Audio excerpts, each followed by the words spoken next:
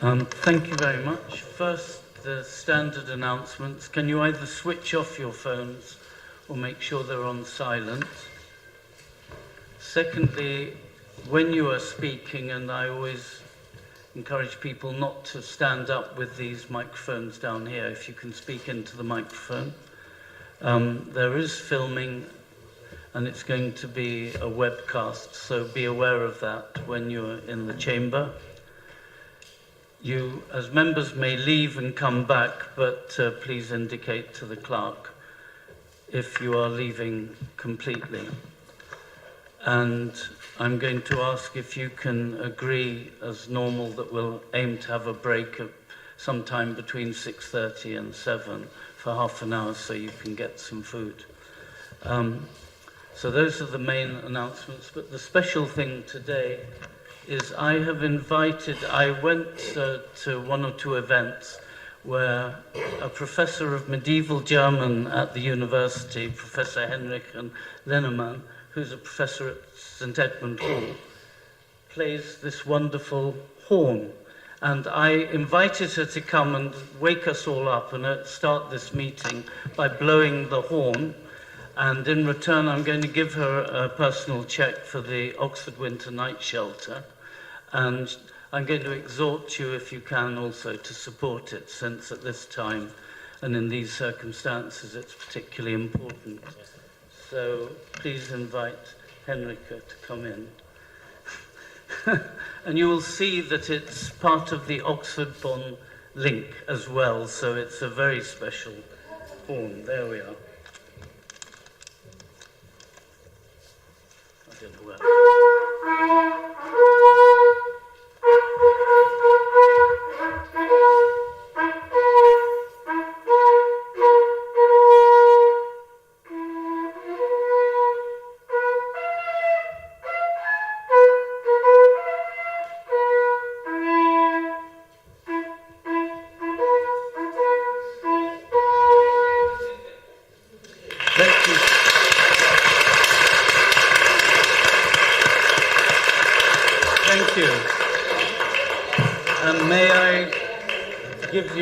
Here's my check for the Winter Night Shelter.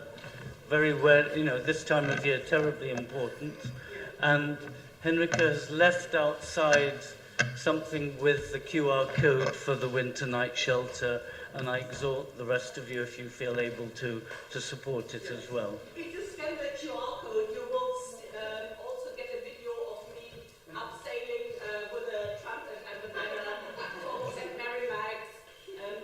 This fitted perfectly into the sleeve of my gown, so I could blow it when half away hanging down. So many thanks for the support. Thank you very much. Wonderful to meet you.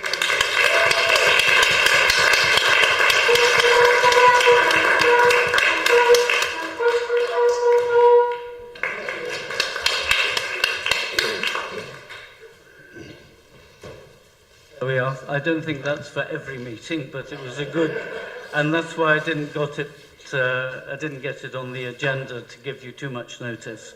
So we proceed now to the exciting stuff, the apologies for absence.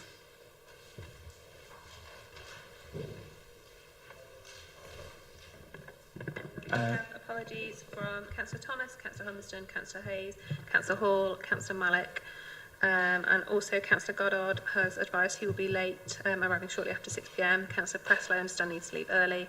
Councillor Jafari Marbini gives her apologies because she'll be late, and I understand Councillor Gant will be leaving early, but coming back.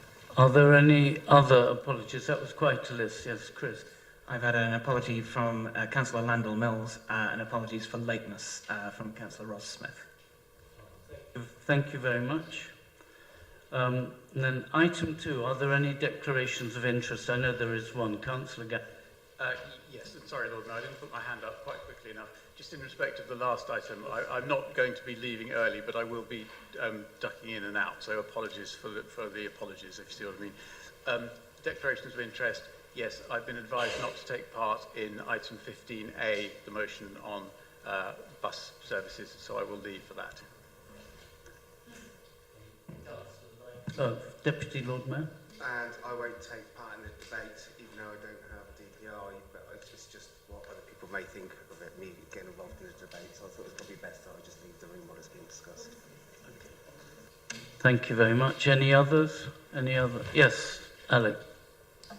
I'd like to know what the interests that were being declared there were, just out of interest. But my interest is that a question on item 12, questions on notice from members of council, relates to the funding of allotment associations. I am the chair of the Cripley Meadow Allotment Association, which is Oxford's largest allotment association. It's not and most successful. Thank you very much. I don't have a direct interest, but clearly there is a potential conflict of interest. So I will be happy to advise that I need to leave the room, but obviously there isn't a vote or anything, so I'm hoping not. Thank you. Well, thanks for saying that. I don't think you need to leave the room, do you? No, through you, Lord Mayor, that wouldn't be a disclosable pecuniary interest, so there would be no need to absent yourself. Though you did make the plug for the largest allotment. Thank you. Okay. If we can then proceed to item 3, the minutes. We're being asked to approve the minutes of this council on the 3rd of October as correct. I need a seconder. I'm going to propose it. Thank you. Susan, the leader. May we have a vote on this? Because we do have questions on the minutes later, so of the cabinet. So, are there any questions? Are there any corrections? I assume not. In which case, may we proceed to a vote? Those in favour, please. Okay. Against? Okay, it's clearly approved. Thank you very much indeed. So now we come to appointments to the committee. Maybe I can invite the leader to introduce this item. Thank you. Thank you, Lord Mayor. 3 changes. Scrutiny Committee, Councillor Railton is standing down and Councillor Hunt will replace her. On the Standards Committee, Councillor Diggins is standing down and Councillor Raymond will replace her. And on Audit and Governance, Councillor Munkonge is standing down and Councillor Railton will replace him. We need a seconder for approving the recommendations for committee changes. Are there any, by the way, at the same time, any from the other group leaders? No? No?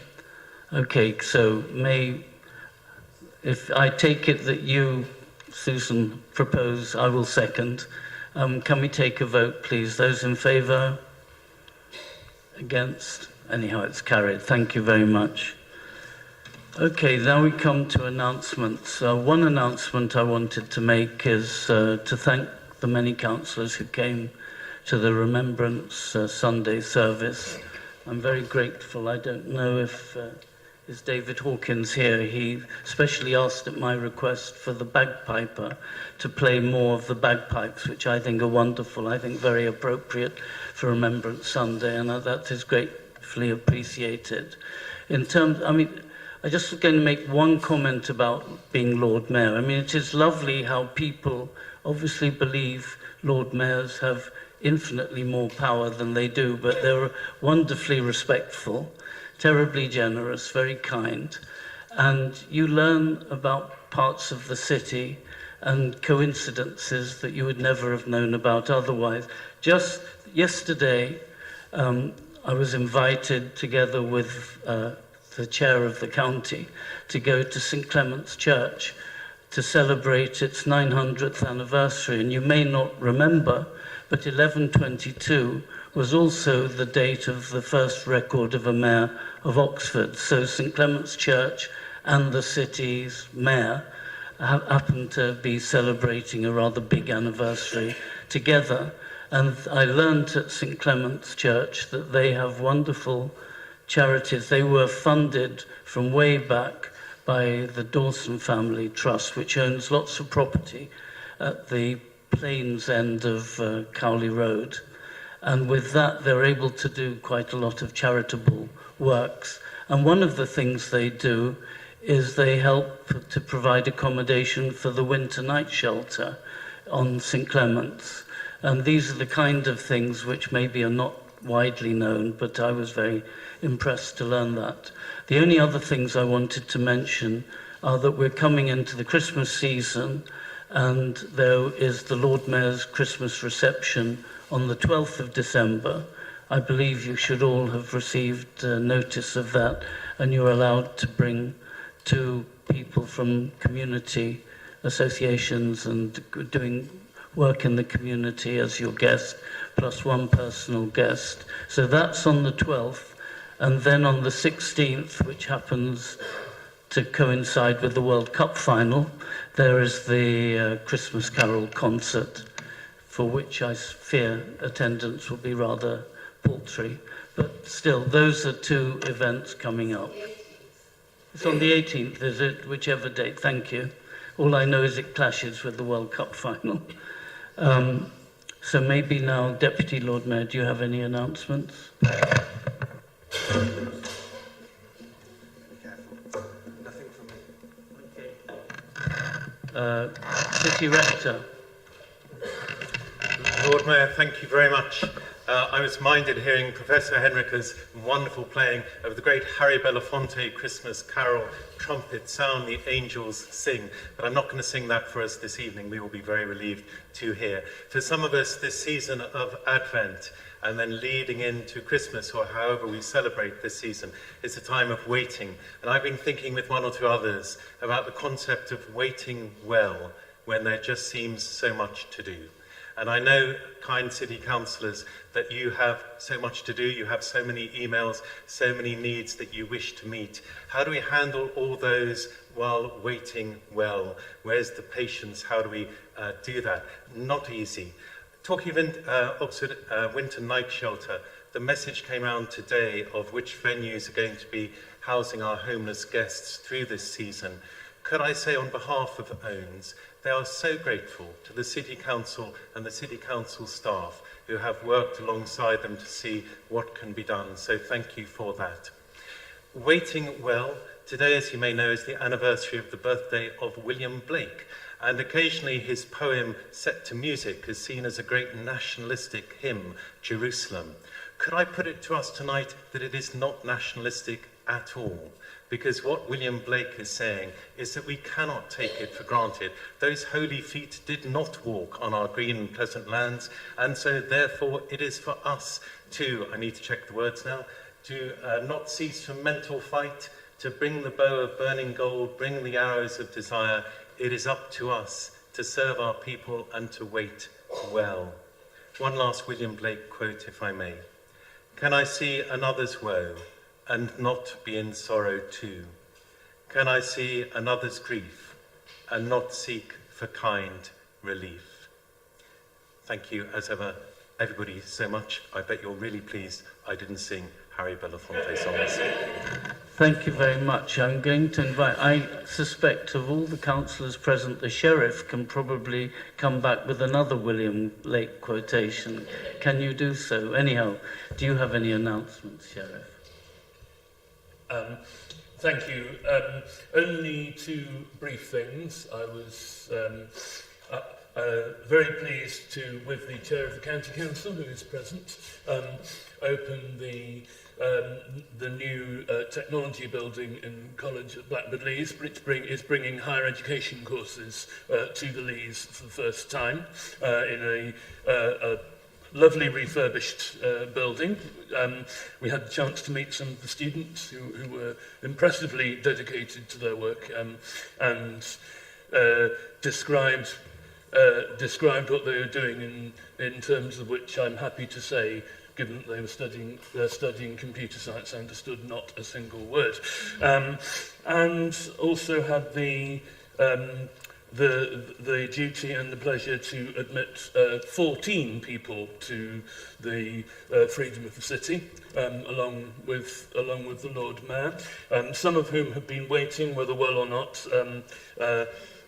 I'm no judge for a couple of years because of the cancellation of public events during the coronavirus pandemic. And I think I'll leave it at that rather than spouting Blake, but sorry to disappoint you. Though obviously Anthony's quotations were very apposite. Thank you very much. Leader, do you have any announcements? Just one, which is to ask people to be aware that we may have a meeting immediately prior to our next council meeting, in order to make some freedoms of the city. Can't say anything further at this point, but that would just mean that council effectively would be brought forward by half an hour. So just to ask people to put that in their diaries as a hold for the moment, and more to come on that as and when we are ready to make an announcement. Thank you. Thank you very much. Maybe I can just add to that. We had at the pre-meeting a discussion of the quorum, and apparently we only need 16, i.e. a third of the councillors to make it quorate. So if people have clashes with work, it won't necessarily interfere with your ability to come to the full meeting, you know, as long as we get the 16 to come to that pre-meeting, assuming everything proceeds as planned. Sorry. Yes, thank you, Lord Mayor. Sorry, that does make me realise that I perhaps hadn't made it sufficiently clear that this is just the formal process, and then we would have a sort of more less formal process and a more celebratory process probably in March. So it is just a formal agreement at that particular meeting. It shouldn't take very long. It will take about 5 minutes, I should imagine, when we've done it previously. Nearer the time, it will probably be sensible for group leaders to liaise and just make sure we have a minimum number of people here in order to get through the business, but people shouldn't feel that they have to be there for that particular meeting. Thank you very much. Chief Executive? Nothing. Thank you. Chief Finance Officer?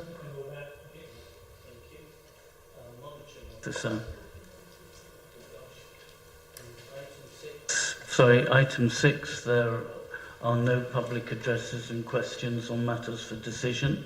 We have a public address later. So let's turn now to item 7, and I believe the leader is going to propose. Do we have a seconder? Thank you, Councillor Turner. Okay, would you like to propose, please, Susan? Yes, I propose the report. Do you want to say anything, seconder? No, Lord Mayor. Any questions, please, for the leader? If not, may we go to a vote? Those in favour? Those against? Thank you very much. Approved. Thank you. Item 8, which is, I see we do have someone asking a question about this, works contract for refurbishment of the Gasworks Pipe Bridge. Councillor Turner, you are proposing, I think. Do we have a seconder? Thank you, Councillor Hollingsworth. Okay, maybe would you like to introduce the topic?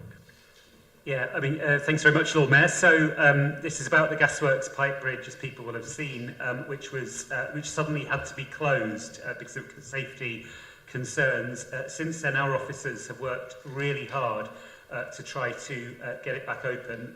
The way in which it would be reopened had to be identified. We've had specialist consultancy advice to make sure that we get that right in engineering terms, and the County Council has to be content with that and sign it off, and it is now moving forward and happily in line with the timetable set out in the report.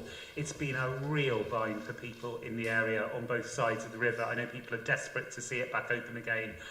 Ward councillors, past and present, have been very, very active on this in trying to see it happen, and it can't come soon enough. So I would ask Council to support the recommendation, because without the money there will be no bridge.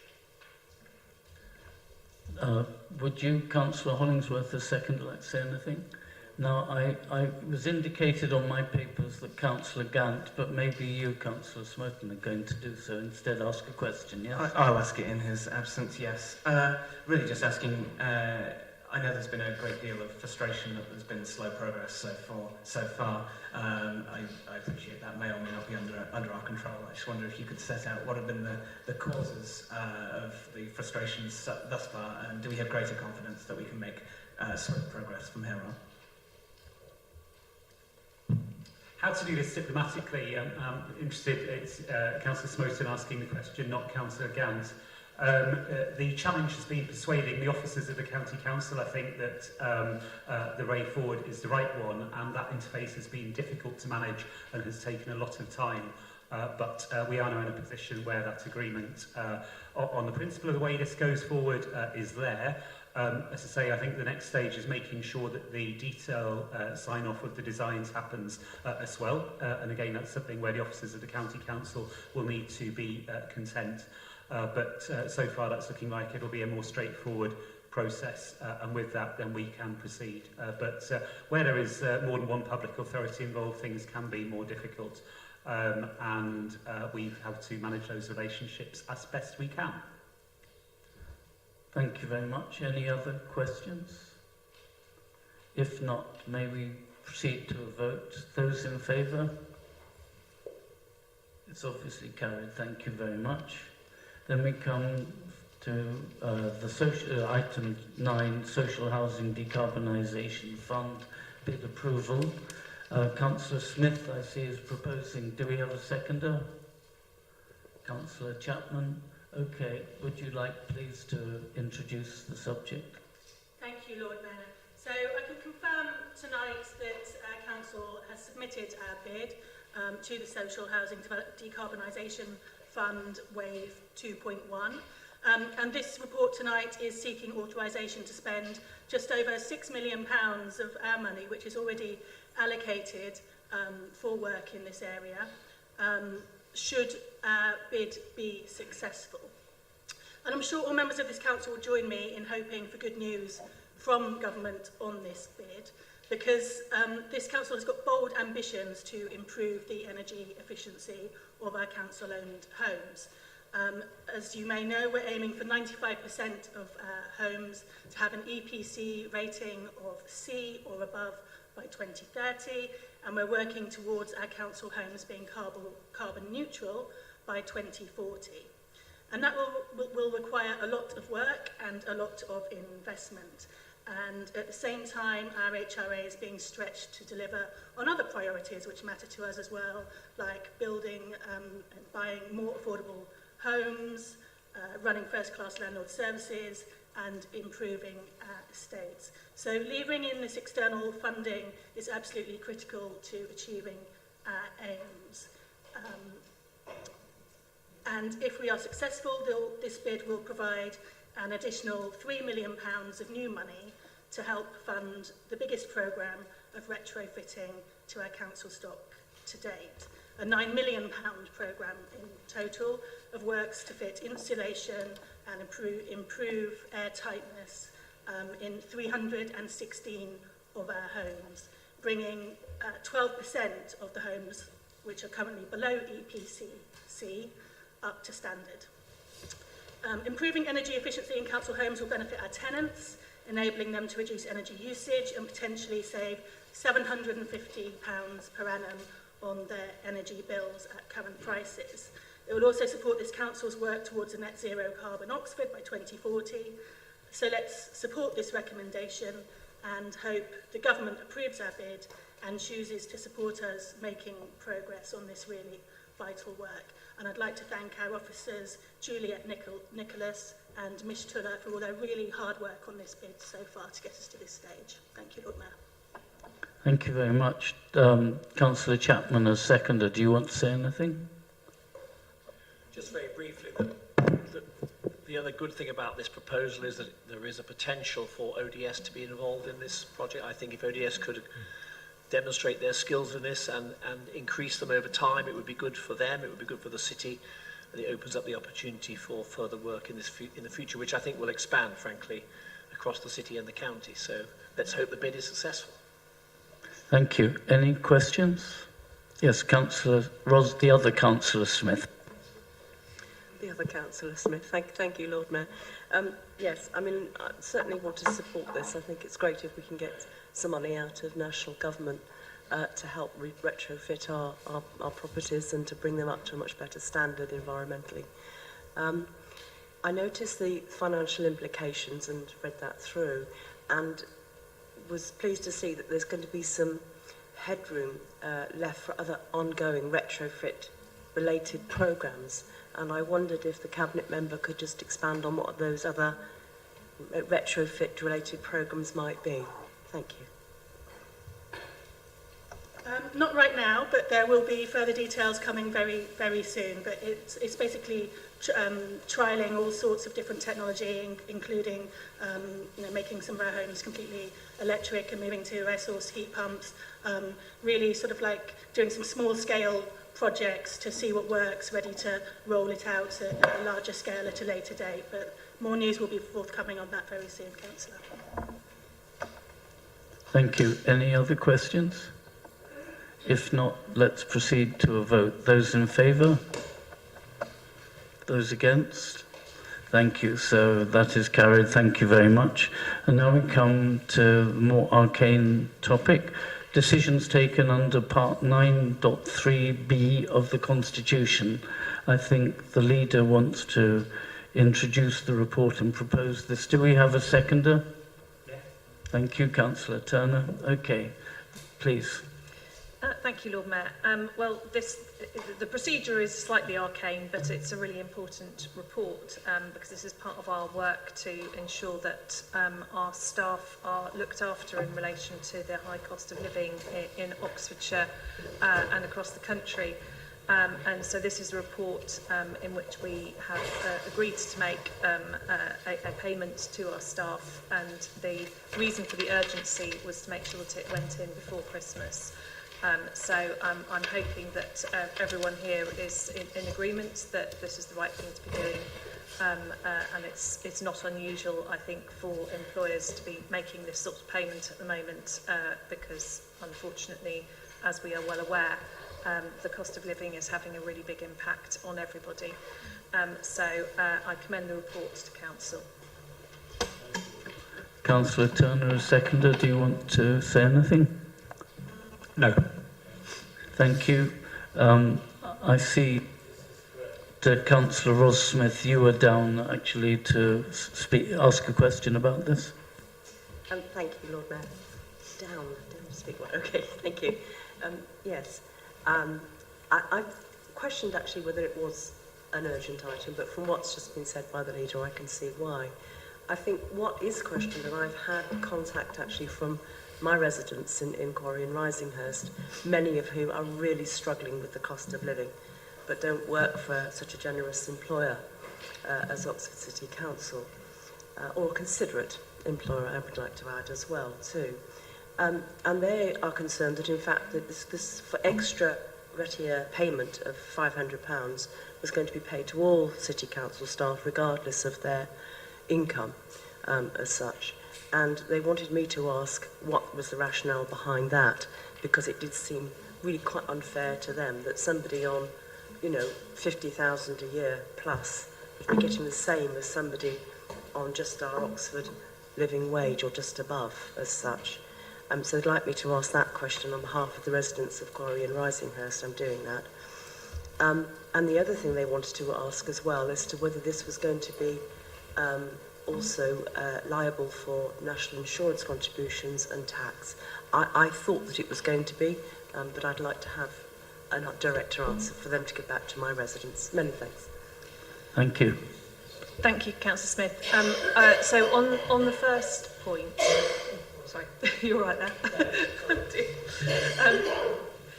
On the first point about why it's going to all staff, that's basically on legal advice, that it had to go to all staff rather than specific. It's a fair question, it's one we asked as well. as you would not be surprised to hear. But the legal advice is it had to go to all staff in order to be a fair process. Having said that, I believe that some staff have chosen to either not to take up the payment or to donate it to other causes. So I think that's something that you can perhaps reassure your constituents with. On the second point, I think it's certainly taxable as payment. Yes, Tom's nodding, so that's good. National insurance as well, right? Yeah, good. He's nodding again, so that's good. So yes, it is both taxable and national insurance does apply. I hope that answers your question. Thank you, Emma. Any other questions to the leader? If not, may we proceed to the vote? Those in favour? Thank you, that is carried. Now we come to questions on Cabinet minutes, and you will probably be aware that we have a limit. I don't think we need the full 15 minutes, but this is restricted to 15 minutes. So these are questions on Cabinet minutes. Maybe we can begin with the Cabinet meeting on the 19th of October. I know there's one question that's been indicated by Councillor Foulweather and then one by Councillor Muddiman. Councillor Foulweather first. Yes, it's about the Botley Road development site. I'd just like some clarification on from the Cabinet member on the suitability of the Botley Road sites for housing once the flood scheme is in place. Is it likely, or are we still under the whim of the Environment Agency as to whether we could use that site for residential development? I think this is for Councillor Hollingsworth. Yeah, the Environment Agency have said that the OFAS flood scheme will not change the boundaries of the various different flood zones in Oxford effectively. So on this particular site, they'll make flooding less likely in areas that are protected. This would not be a protected bit, as it were. So this would still be mostly, not entirely, but mostly 3B floodplain. 3B floodplain is defined in the NPPF as undevelopable for housing. So there are two decisions there. One is the government's decision in the NPPF to say that you cannot have housing on 3B floodplain. And who knows what the government will do. Their policies on planning seems to be altering by the hour, but at the moment I've no indication that that's one that they're proposing to change. But you know, the debate with the anti-growth coalition seems to be moving in very mysterious ways in the last few days. And then the second thing is the boundaries, which the Environment Agency have not currently given any indication that they will change. But of course they changed them not that long ago. My own house in Jericho, which was in one flood zone, was moved despite there not having been a flood into a different flood zone. So and a number of properties in Oxford have the same thing. So there is always a possibility the Environment Agency may change their views in due course. But at the moment, they regard OFAS as reducing the likelihood of a flood, given that flooding is becoming more likely because of climate change. So I suppose you might call it a preventative or prophylactic flood scheme as much as one changing existing boundaries. I hope that's helpful. So in answer to the whim, yeah, to a certain extent, but much more the definition in the NPPF. Thank you. And Councillor Muddiman? It was a very similar question. So. Thank you. I give a very similar answer. Councillor, I'm glad of that. Councillor Smoten. A clarification on the previous point. I'll ask some questions about the November minutes later. In the OFAS report, there is a printed diagram of projected flood zones post-scheme, and it's a low-resolution picture, but it does appear to illustrate a significantly different set of flood zone boundaries compared to beforehand, which you'd expect, right? Like, it would make sense if a place that had a 1% annual risk of flood before a flood defence were not to have one afterwards, otherwise the flood defence hasn't done anything. So I'm surprised by what you're saying about the flood zones not changing. Are you certain about that? Is that something that we could maybe follow up on? I'm very happy to check. I don't believe that they change for this particular site. They do change on some other sites, definitely, but I don't think they change on this site. But more than happy to look. And of course, if they do change and the Environment Agency changes them, then at some later date, then the possibility of development for housing exists. At the moment, it does not exist, and the owners of the land will act accordingly. Thank you very much. May we now proceed to review questions on the draft minutes for the 16th of November Cabinet meeting.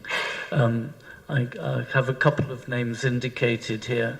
One is coughing at the moment, so I will ask Councillor Smoten again. He's down here as wanting to ask a question. Thank you. I will buy Councillor Smith some time.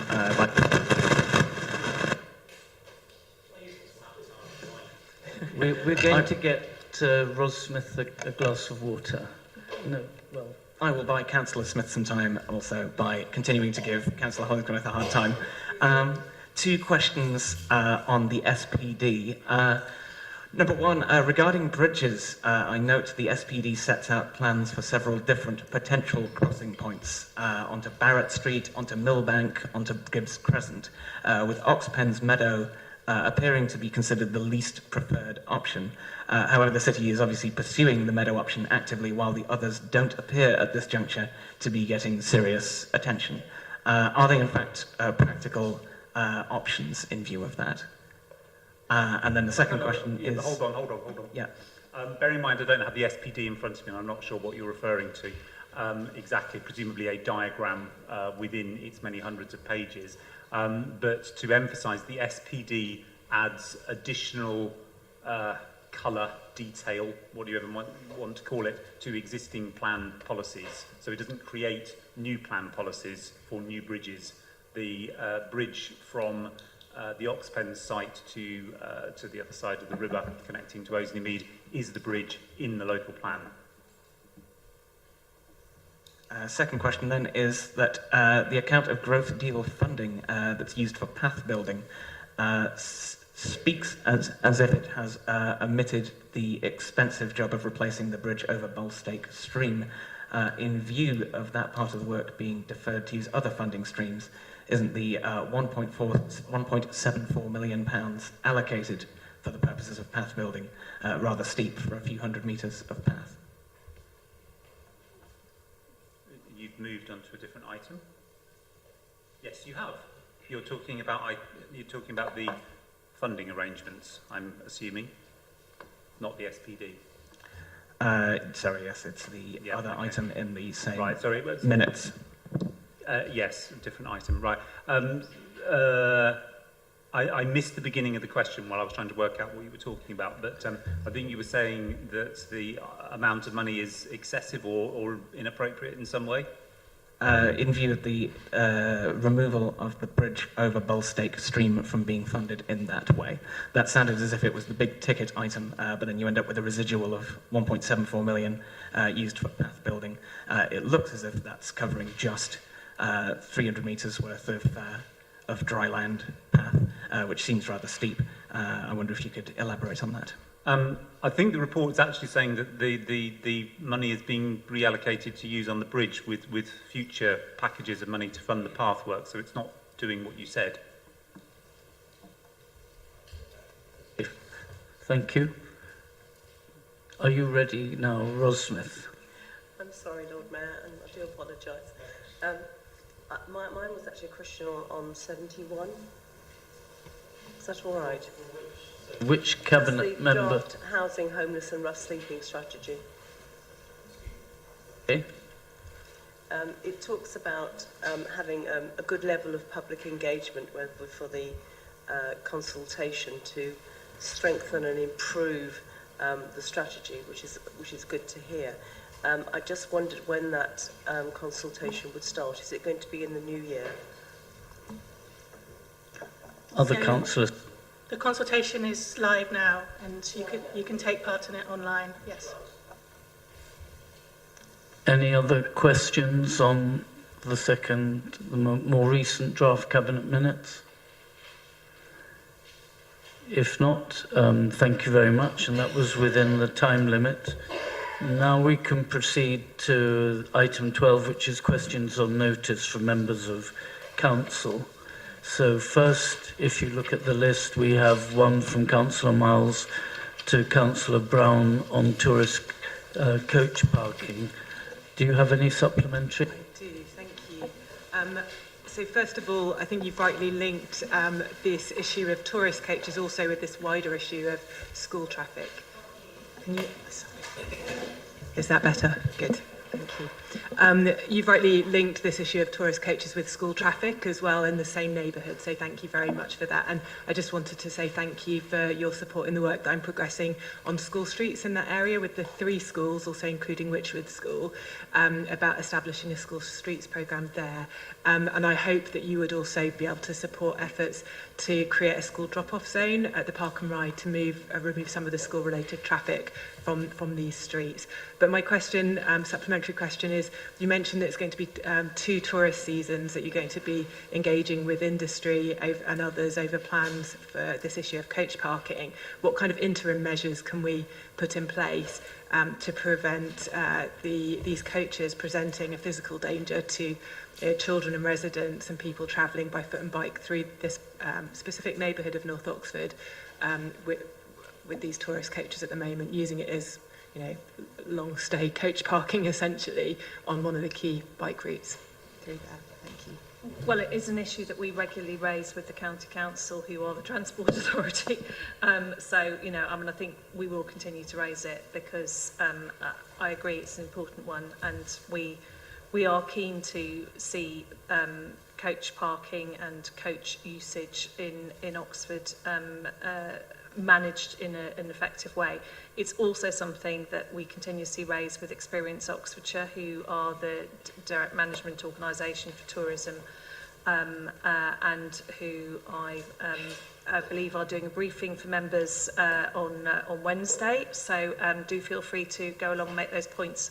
Unfortunately, I'm now no longer able to attend, but I have had the opportunity recently to raise issues with them more directly. So I encourage other members to do the same.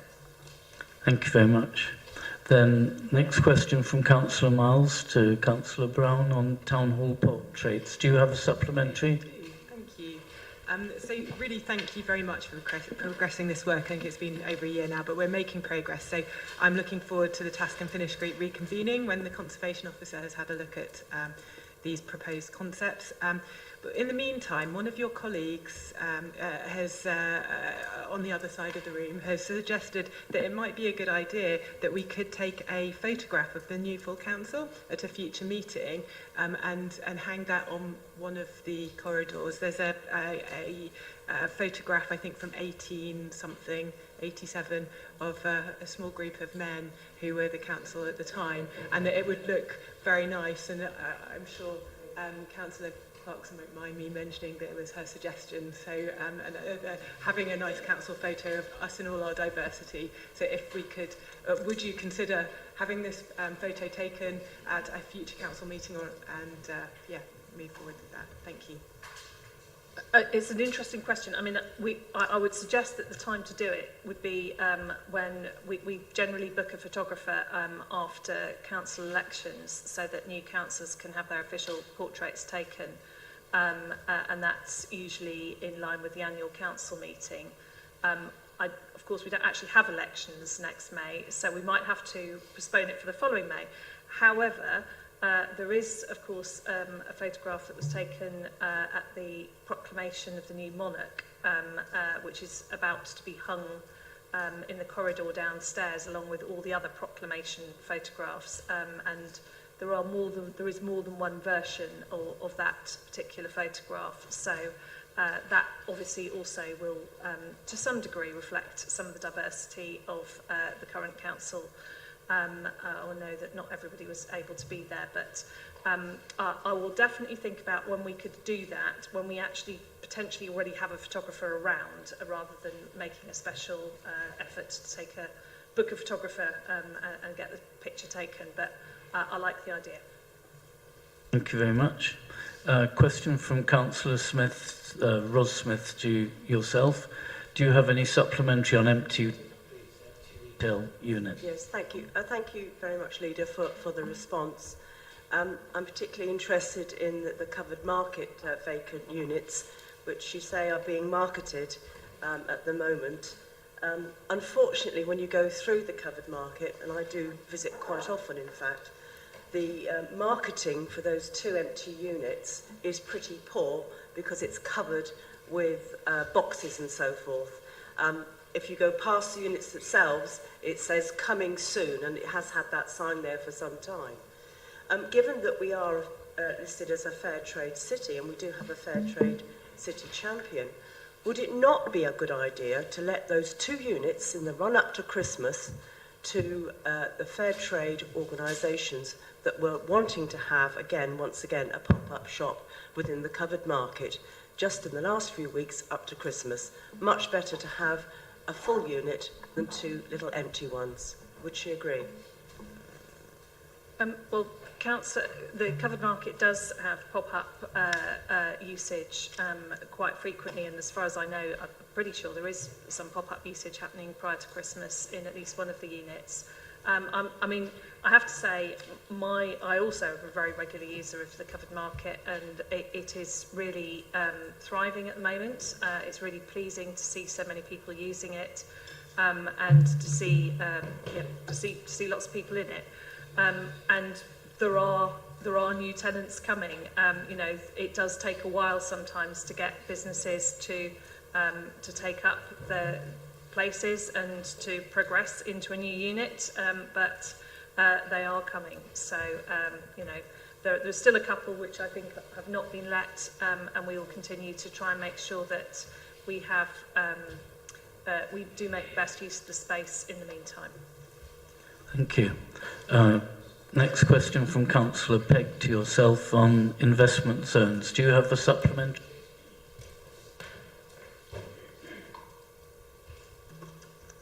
Yeah, I just wanted to ask, are you concerned that the pro-growth policies that you're trying to encourage central government to implement in Oxford could lead to deregulation, reduction in labour standards and the downgrading of environmental protections?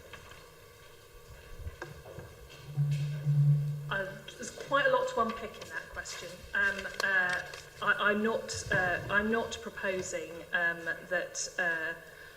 I do not support any of the things that you just described. I don't, and we were very, very clear when we responded to the government's offer of investment zones that we would not be supporting a bid for an investment zone if it meant any of those things. Yes, we are, however, in favour of making sure that we get investment into Oxfordshire to support the growth that is already happening, and which we have described at great length on many occasions. We are one of the fastest growing economies in the country, in Oxford, and it is important that we get the investment for the infrastructure to support that. That's the affordable housing, the investment in transport, and the investment in other facilities that we need as a city and as a county. Thank you. Now we have some questions for Councillor Turner. The first 2 from Councillor Miles, which are very similar in tone and have identical answers. Do you have any supplementary? And I understand. I understand we can't go into any specifics here, but just in. Is that okay? You can hear. Sorry. Does the Cabinet Member agree that the Council needs to strengthen its processes to more swiftly identify and act in cases where sweet shops and other shops or businesses that are operating within our city are doing so without registering for and paying business rates to the Council?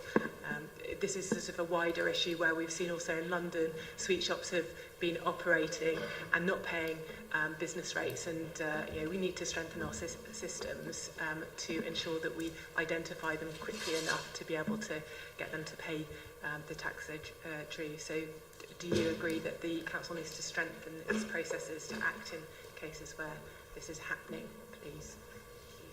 Councillor Turner, do you want to respond to the supplementary?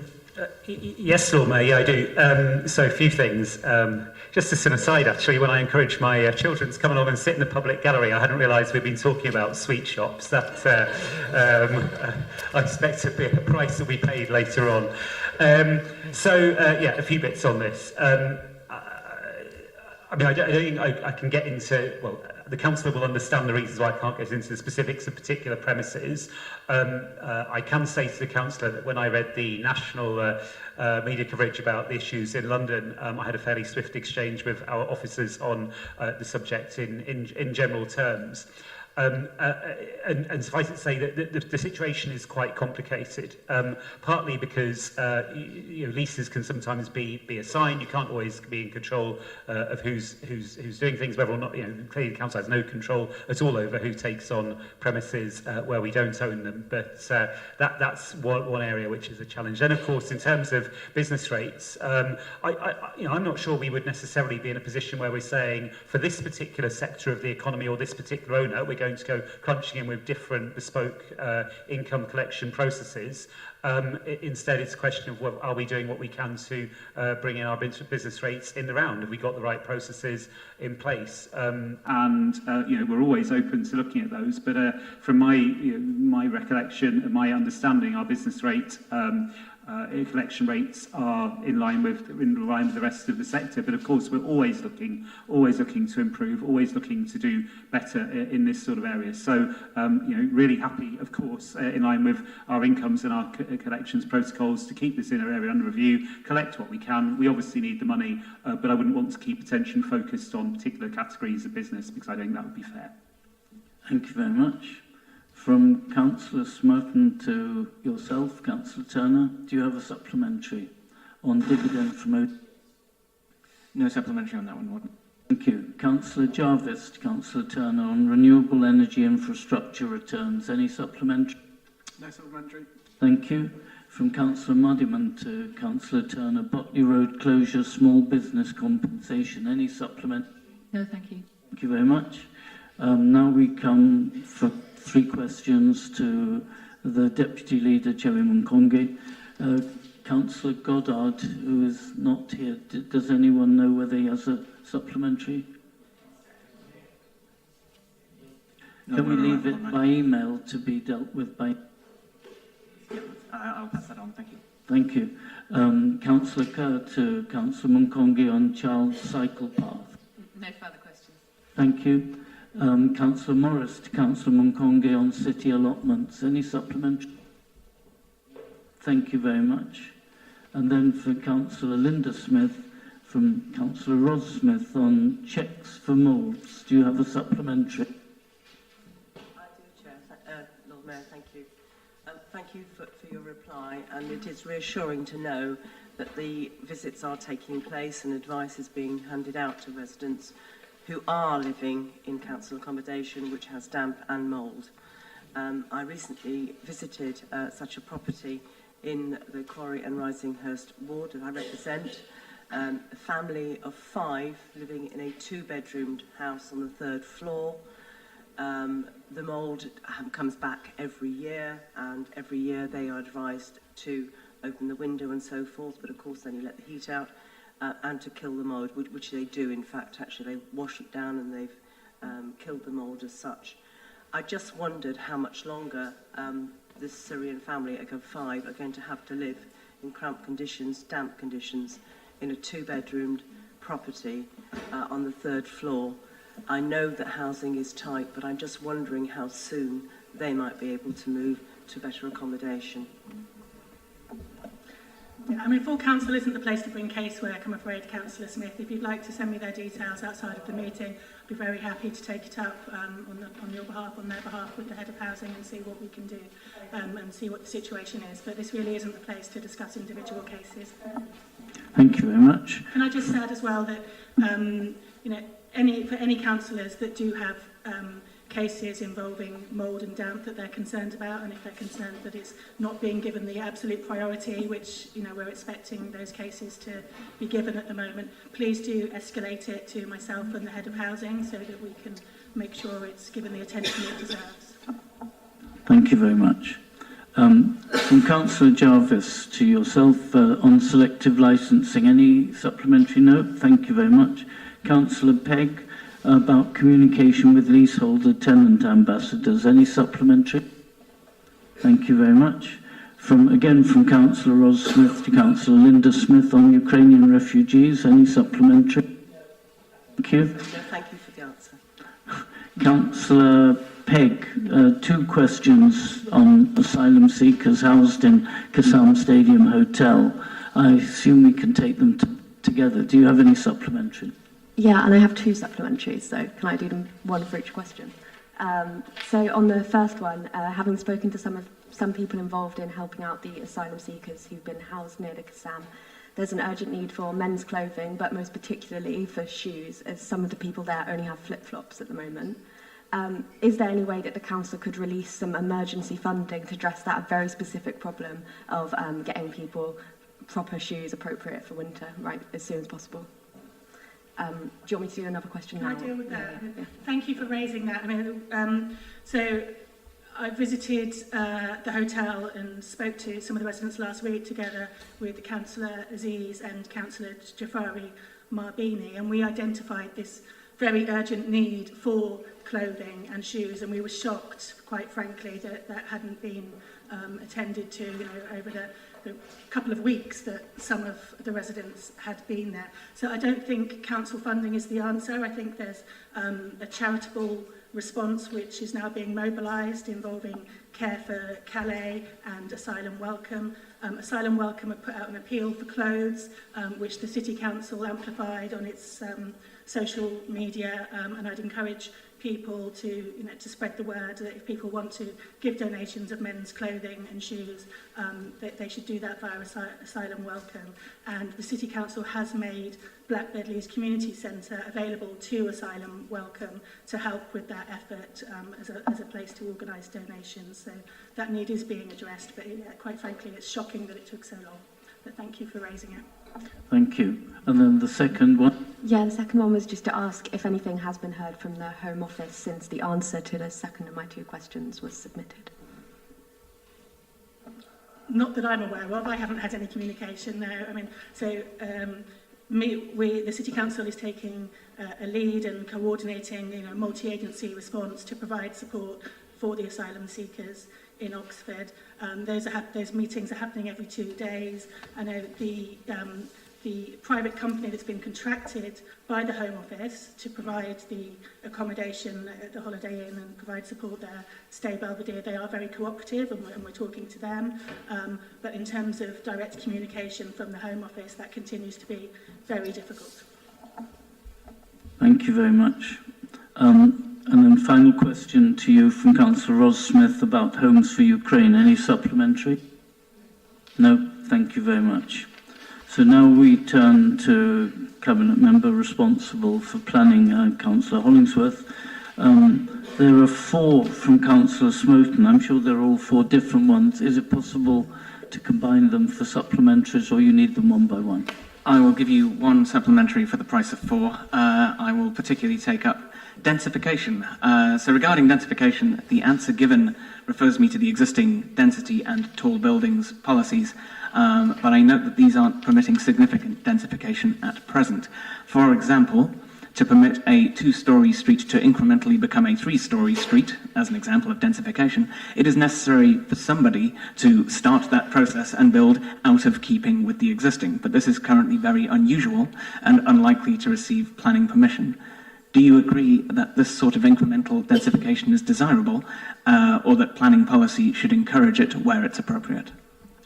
I recommended you not to the current local plan, actually, in my answer, but to the preferred options for the local plan 2040, though they are quite similar to the 2036 approach. Let's use Summertown as an example. How many Summertown councillors in the House?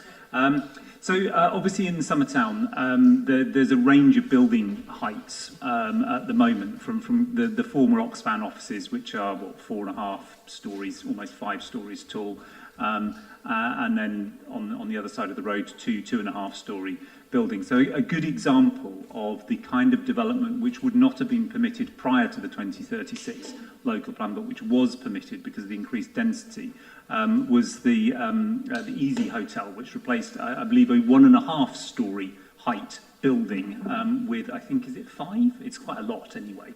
And those are the kinds of densifications and the kind of locations that we're looking for. I noticed there's been a kind of a social media kerfuffle over the last 48 hours, proposals for a development in Peckham, which I think is excellent because it focuses a substantial amount of development around the public transport hub, and which people object to because it's on a car park, and car parks apparently are sacrosanct to a noisy minority of the population. But it's that kind of approach. It's an approach which is encouraged in national planning policy, and it is encouraged in our planning policies. And I would like to see where we have public transport hubs, where we have district centres, where we have easy access to existing facilities and the potential to create new facilities, that's where you need increased density of development, whether it is Summertown, whether it is Headington, whether it's in the vicinity of Botley, floodplains allowing, where there's an existing district centre just, of course, over the boundary in the Vale of Whitehorse, Cowley, and so on, and some of the smaller district centres. So I'm a big fan of densification where appropriate, and given the choice, high density, high quality development in accessible locations, easily reachable by public transport, is and must be preferable to low density development only accessible by car, and that's the alternative. Thank you very much. I'm sure I shouldn't do this, but I'm going to commend to you. There is a book of it's a sort of large pamphlet called The City That Won't Grow Up, and it's referring to Oxford, and it compares Oxford with Barcelona, same area, 1/10 of the population. I do commend it to you. I think you can find it in Blackwell's. There we are. It does refer to this issue. Coming back to the agenda, you don't have any further supplementaries because you did have 4 questions. Is that okay? I may use one of them for a small follow-up. I hope it'll be brief. We can be brief nonetheless. So you say you're very much in favour of these sort of densification projects, but I think it's noteworthy that all the examples you've cited have been commercial district operations. I think it's still noteworthy that a great amount of the city is full of 2-storey accommodation, and that 2-storey accommodation is very, very, very rarely, I might go so far as never, built upwards, except for in the situation where there is common ownership. For example, when the council owns a whole block, and that's more, or when the university owns a whole block, and that's really all you ever see. Why do you think this is, and do you really think that our planning policy is no obstacle there? It will vary from place to place. Conservation areas, for example. I should say, just for the avoidance of doubt, and before anyone goes online and looks, the house which I live in and which I am a part owner of is a 3-storey house which had an extra storey put on it, not by ourselves, but by the person who built it, on top of a 2-storey house. So, and we actually live in an example of a densified development, as it were, of a residential nature. But it was one that was quite contentious, apparently. The local community association said they would have opposed it had they spotted it, because it alters the predominant 2-storey nature of development in Jericho, which is the challenge. And we have a legal obligation to reflect on to protect heritage assets. It's there in the MPPF, paragraphs 196 and 197 say that we have that obligation, and so that does pose something of a challenge. But trying to create a more permissive approach, but one unlike the government's current approach of you can stick 2 stories on a block of flats irrespective, which I think is the kind of sort of bizarre blanket permitted development thing which this government delights in doing. There's no kind of logical rationale for it, and instead uses a more qualitative and subjective judgment-based approach, which is what the planning system has always had since it was created in 1947, is the right way forward. But of course, in areas outside those covered by conservation areas, then it's perfectly possible to look at higher density or greater height. And I will finish by reflecting on the Lord Mayor's wisdom in advising us all to read about Barcelona, that of course the 19th century extensions of Barcelona at 5, 6 and 7 stories, some of the most desirable and attractive housing developments, and some of the densest. Tower blocks are not dense development. Densest development is in that 4, 5, 6, 7 story style, which Barcelona shows can be done, and other great cities as well. Thank you very much. Let's proceed. There's one, well, Councillor Goddard not being present. Again, maybe you can ask him if he wants to come back to do so by email. Councillor Sandelson to Councillor Hollingsworth on the Oxford North Sill contribution. Any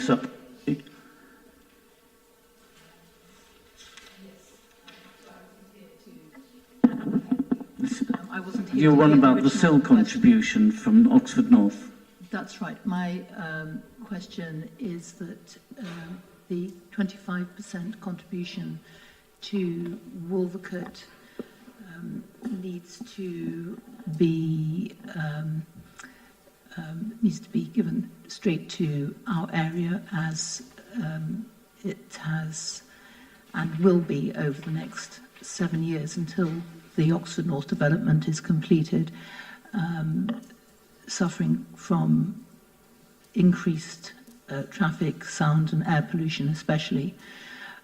If we don't find the money from the developers to pay for a sound barrier, you know, we would really need this money to as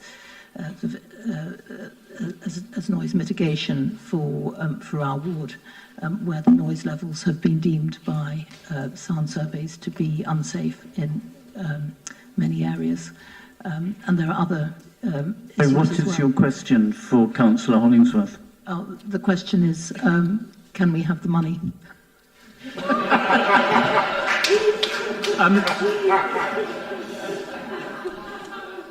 As soon as the money is received, that 25% becomes the responsibility of the Wolvercote Forum. The City Council has no say in it at all. The City Council might have to act as the medium for spending it, because there's no legal entity that exists, which is the Wolvercote Forum. But it's up to the Wolvercote Forum what to spend that 25% on. They can spend it on anything they like within the confines of the Sill regulation. So they can spend it on sound barriers, they could spend it on, as the County Council, I believe, has asked them to, but the Forum has resisted, they could spend it on additional classrooms at the primary school. I personally think that the Forum is right and the County Council is wrong on that particular debate based on roles elsewhere in North Oxford.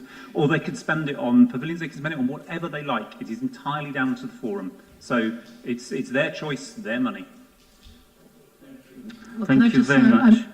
Just to confirm that I can't. Okay. Councillor Morris, you had a question about affordable accommodation. Do you have a Thank you very much. Councillor Muddiman about the Save Bertie Park campaign group. Do you have a supplement? Yes, please. Will Councillor Hollingsworth commit to having this meeting with the Save Bertie Park campaign by the end of the year? And if that's not possible, given his busy schedule, can he give me a date when he will commit to have this meeting by? The Save Bertie Park campaign have come to this council meeting. They have written to me on numerous occasions. They've put posters with my picture up all over the Hingsey Park area, which some people might suggest is a slightly aggressive way of proceeding. At no point have they asked me for a meeting. I have always been willing to meet them, and I have never said I am not willing. So to suggest, as you are implying, that I have in some way refused or been dilatory is entirely wrong. Always willing to meet them, they just need to ask. Thank you very much. Councillor Muddiman, one about Botley Retail Park. Do you have a supplement? No, thank you. Thank you very much. Councillor Pegg about the local plan. Do you have a supplementary? Thank you very much. Now we have 3 questions for Councillor Chapman, all from Councillor Smith. First of Ros Smith. First one about fines for littering. Do you have a supplementary? And then 2 about the Aryan QL. Maybe you could combine them if you have a supplementary. Thank you very much. And then we come, well, Councillor Brown is going to respond in Councillor Thomas's absence. From Councillor Morris, one on the event for Earth Day. Do you have a supplement? Thank you. Councillor Kerr, do you feel good campaign supplementary? No. Thank you. Councillor Rule, to Councillor, again, well, it'd be Councillor Brown, promotion of energy efficiency. No, thank you. Councillor Morris on sustainable warmth grant money. And then Councillor Morris again on street tree planting programme supplementary. Thank you very much. And then we have a series 11 for Councillor Upton. From Councillor Miles, the first one on HMO bike parking. Yes, I have a supplementary. Just in terms of existing HMOs, when they're renewing their licence, I understand with your answer that they can't be required to provide bike parking in the same way as when they're applying for the first time for a licence. But is there any way that the scheme that you're currently operating for community groups and small businesses could potentially be replicated to sort of encourage HMOs that are already licensed to be offering bike parking? Is there anything that could be done there? Thank you. So you're referring to the Park That Bike scheme that we've just launched, which is £25,000 worth of free bike stands to any community organisation or small business in the city who would like it. So one of the criteria of that really is it has to be on publicly accessible land at all times, because this is the City Council paying for bike stands, right? So we want them to be publicly accessible. So I don't think I would want to open it up to the owners of HMOs. Sorry. Thank you. Then the next one's about cycle path obstruction, a supplementary. Yeah, I do. And this is really just a clarification. Well, do you think the City Council would be happy to maybe remove the bring banks, say the recycling banks in this location, in the ferry car park, because they're creating this obstruction for the cycle path at the moment and they're not well used? So is that something that we could look at removing to provide a safer and more accessible space for children, particularly who are cycling to Charwell School? It's their main route to school. Thank you. Thank you, Councillor Miles. Yeah, that's something actually we are definitely going to look at. And in fact, that's going to be in our sort of budget consultation papers, because actually that would save us some money as well, not having those there. So please fill in our budget consultation and suggest that. Thank you. Sorry, when it comes out. Sorry, that's top secret information, sorry.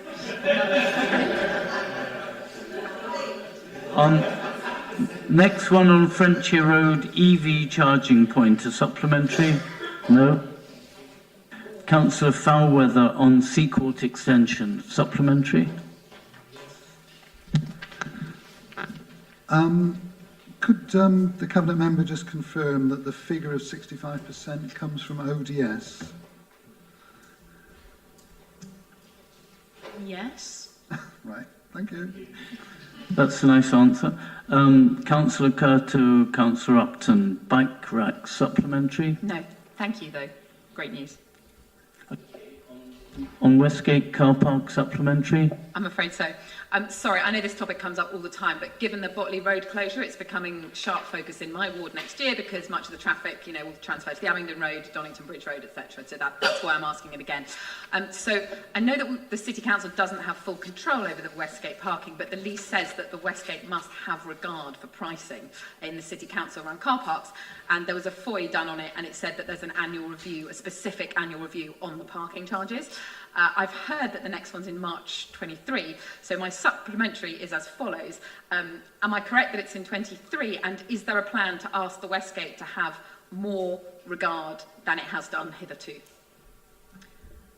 I'll have to get back to you on the date of that. I'm not sure off the top of my head, but I absolutely guarantee we will be asking them to do that. I mean, we have lots of conversations with them. I mean, Westgate themselves accept that it's a massive problem for them. They don't want, people having to sit in traffic jams on the way to them either. They would rather they were using the park and ride too.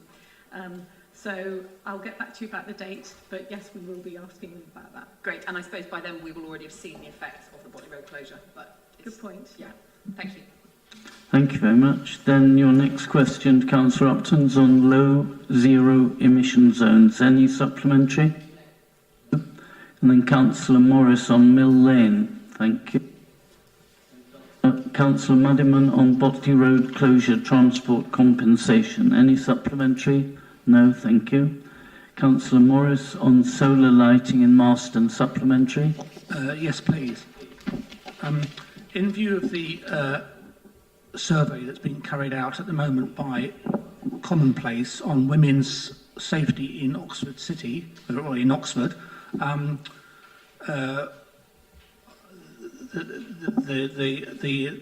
of the main issues, or one of the main concerns from the survey as it currently stands outside of the actual city of Oxford is safety and security on the cycle track from Marston into the city centre.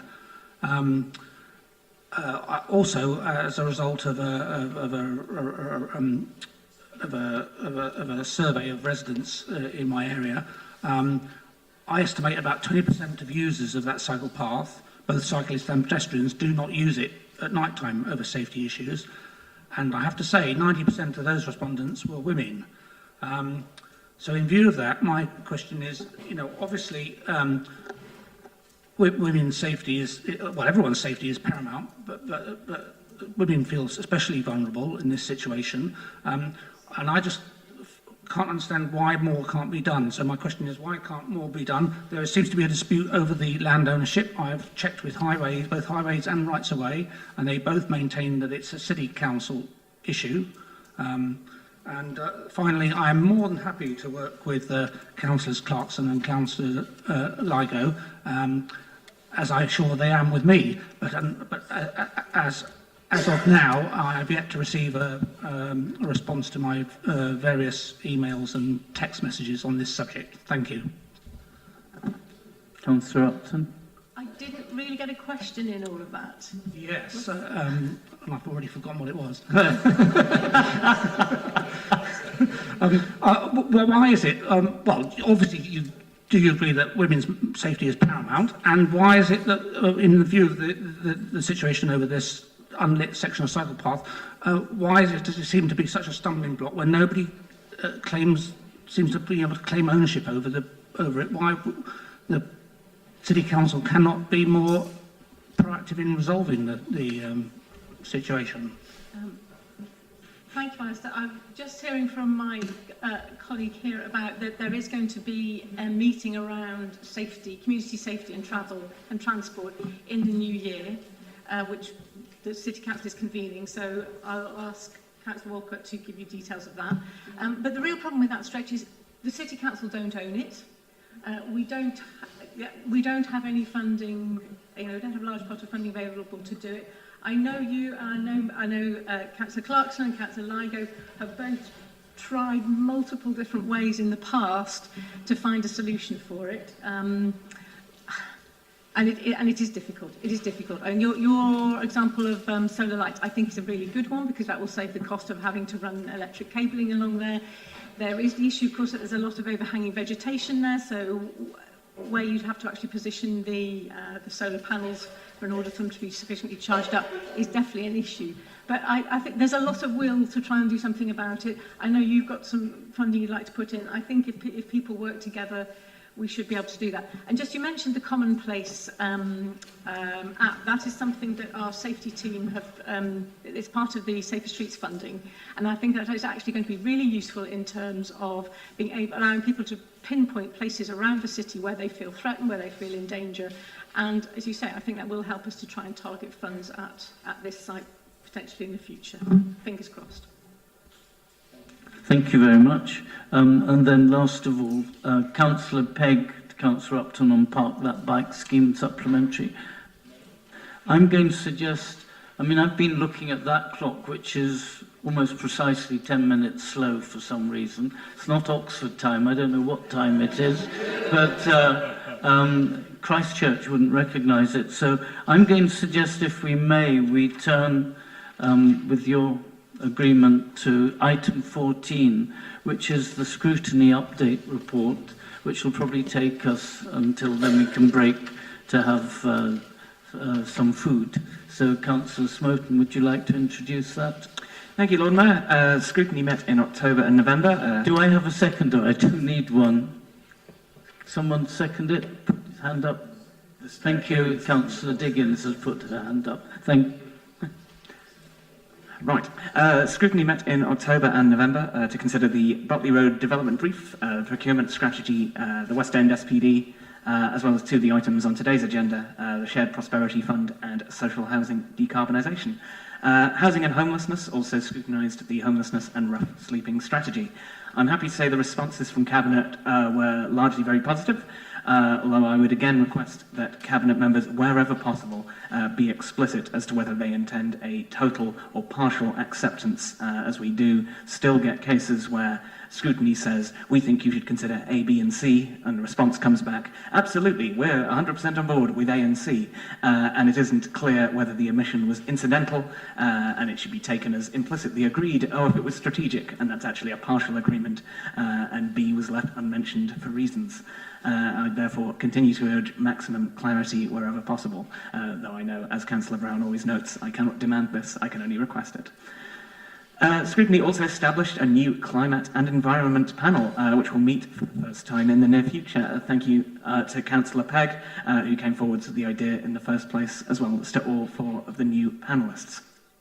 I'd lastly like to note my thanks to all officers and Cabinet members who have attended scrutiny sessions during this time, particularly those who had to cope with the technical difficulties at short notice for November's scrutiny, and doubly so to Councillor Hollingsworth, who attended despite both technical problems and also severe injury, so we really can't ask for more than that.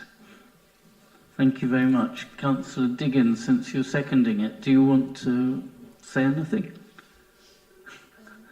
No. Okay, thank you. Any questions then for Councillor Smoten? If not, I'm just checking. I think we have to vote, yes. Those in favour of this wonderful report, thank you. Okay, it's approved unanimously. We actually are, ignore that, but we're a bit ahead of time. Maybe, what shall we do?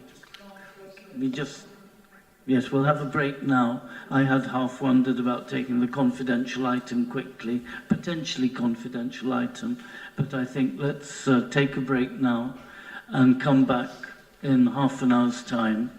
But we have to wait for the public address.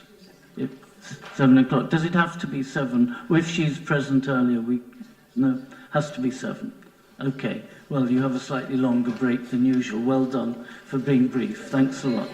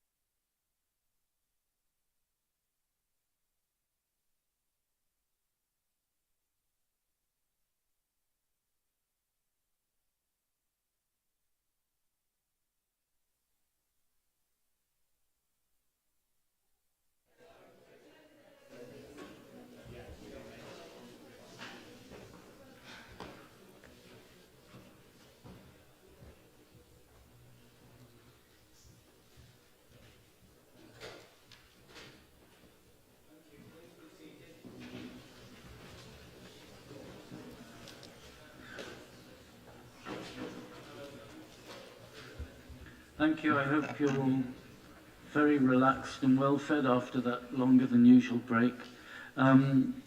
We now have the item 13, which is a question from Linda Newbury. Maybe, is she coming in?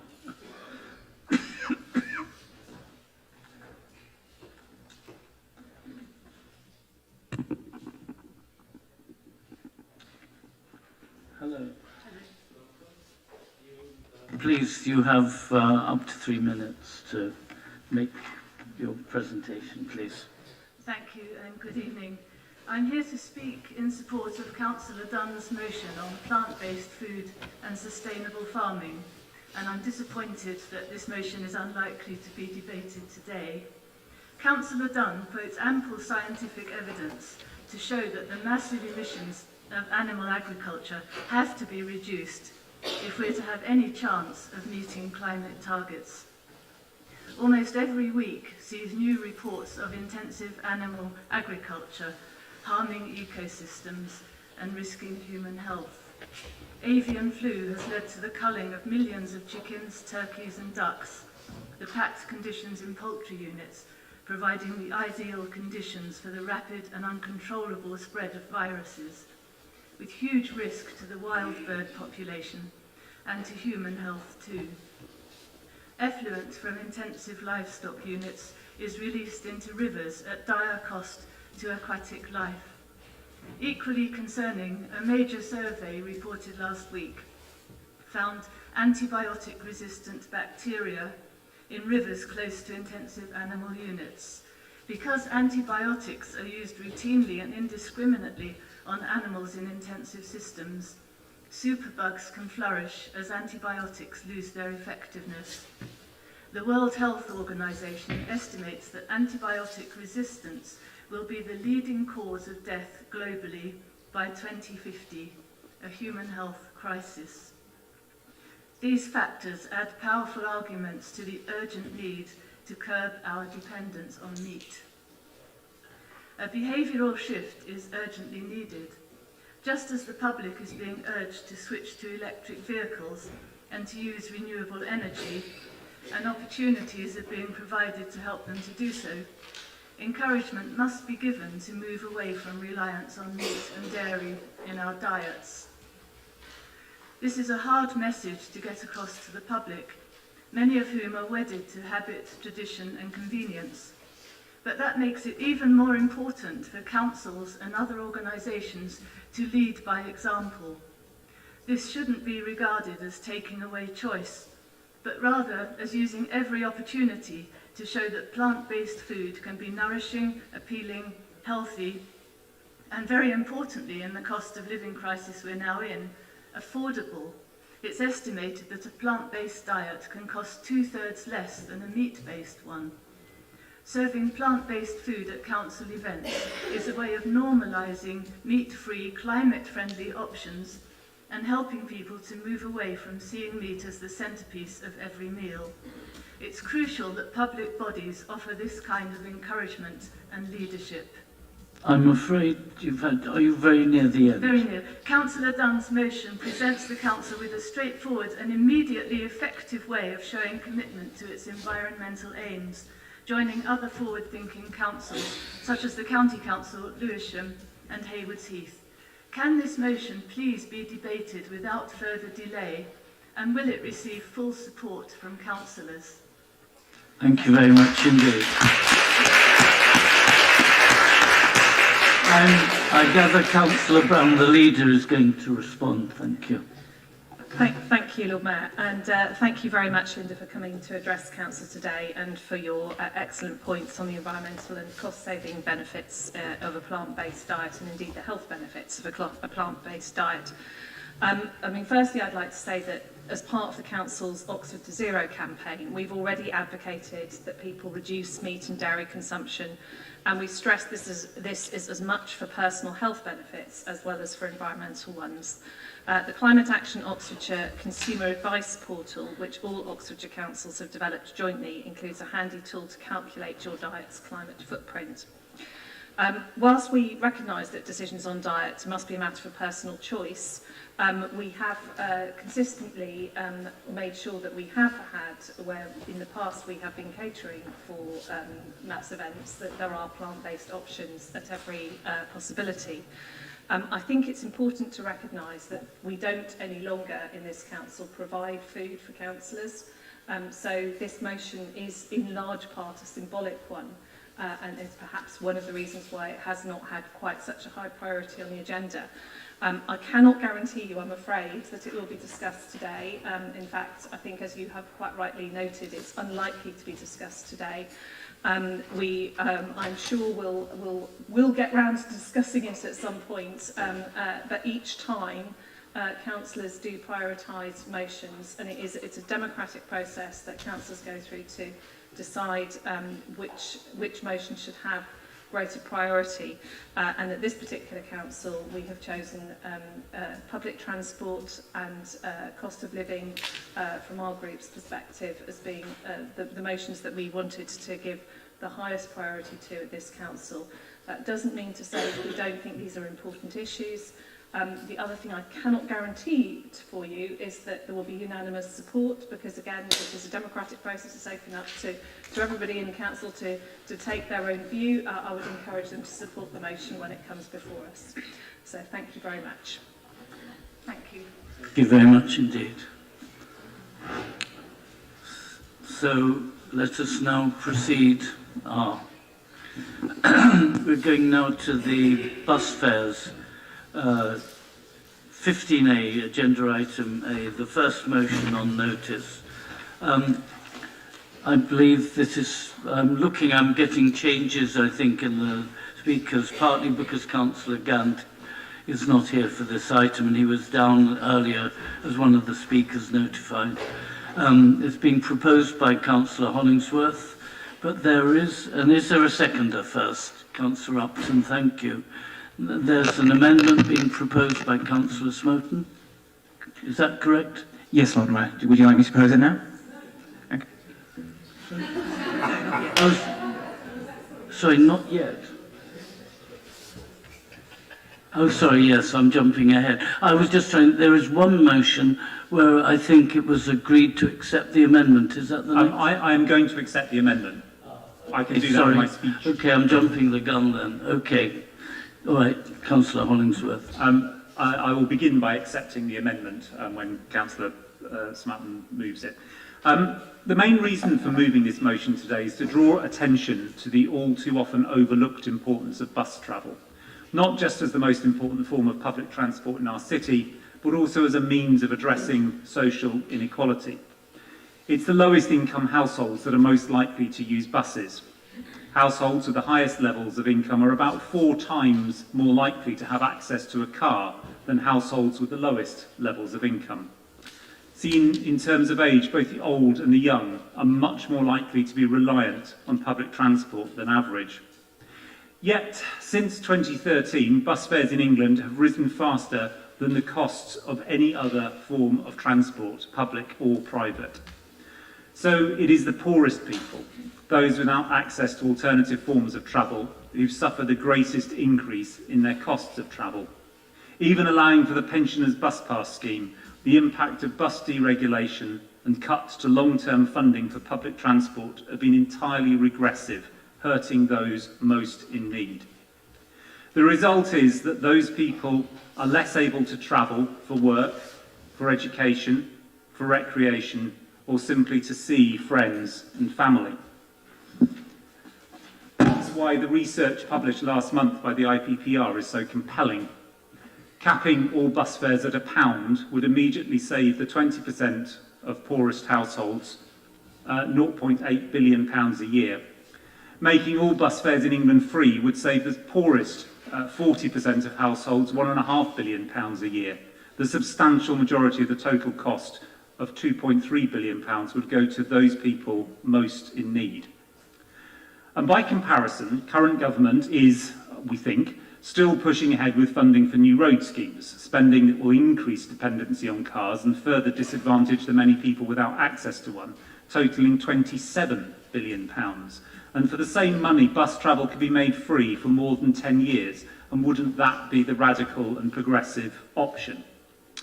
A recent Panorama programme on the BBC framed the debate on transport policy as being a war between drivers and cyclists. As well as being lazy and inaccurate, so many cyclists are also drivers and vice versa, it again completely overlooked the fact that in cities up and down the country, it is buses that are the main form of transport. Oxford is no different. We rely on public transport, and it is the least well off in our city that rely on it most. That's why it's important to show that this council supports bus travel, not just as a mode of transport, but as a vital means of social inclusion in our city. I move. That was nice and brief. Thank you very much. Seconder, do you want to speak now, Louise, or reserve your right to speak? No, I'll go now. Thank you. So last week I was in London with one of our excellent sustainability team officers and some colleagues from the County Council to pick up an award for the Zero Emission Zone that we jointly brought in Oxford earlier this year. So I just wanted to shoehorn that in there, really, and now move on to say the point of that was that when I was in London, I stayed with some of my cousins who, like many Londoners, go everywhere by bus or by tube. Because in London it is really easy, public transport, it just is a natural choice. My cousins don't even own a car, they're both there in their 30s and 40s. So we're in a situation now where we've got air quality so bad it's contributing to more than 1 in 20 deaths. We've got a planet in danger of heating by more than 1.5 degrees. We've got people struggling with fuel bills. We've got congestion so bad in Oxford that it's killing our bus network as it is at the moment. But we've got to do something big to get people out of their cars and onto buses. And particularly coming next year, hopefully we are going to have lots of beautiful new electric buses with the Zebra bid money providing 159 more electric buses potentially. So we've got to do something big. And I know it sounds crazily ambitious to ask for free bus travel for everybody, but we do already give free bus travel to everyone over 65. We do already give free bus travel to under 5. So why not everybody else? I believe Aberdeen does it for anyone under 21 or over 60. Manchester's got 3 bus routes through the city which are completely free for anyone. So I think probably everybody here would agree that public transport is a universal good. And if we got free bus transport for everybody, this would be good for the environment. It would be good for the economy. People wanting to go out are likely to go out more if they haven't got to pay for the bus fare. It's good for equality and social cohesion. And what actually always strikes me whenever I take a bus or a tube in London is that absolutely everybody is on them. There's people in black tie, there's people in overalls, there's people in rags, there's people in suits, there's people in pyjamas, for heaven's sake. So the cost to the Treasury is pretty small fry compared to some of the other sort of economy boosting measures or support for low paid or environmental protection measures or one-off fiscal events that the Conservatives might be proposing. So this proposal, it sounds quite outlandish to start with to say free bus travel for everyone, but I think actually this is something that we should be yelling at the top of our voices at government to be doing. So please support this motion.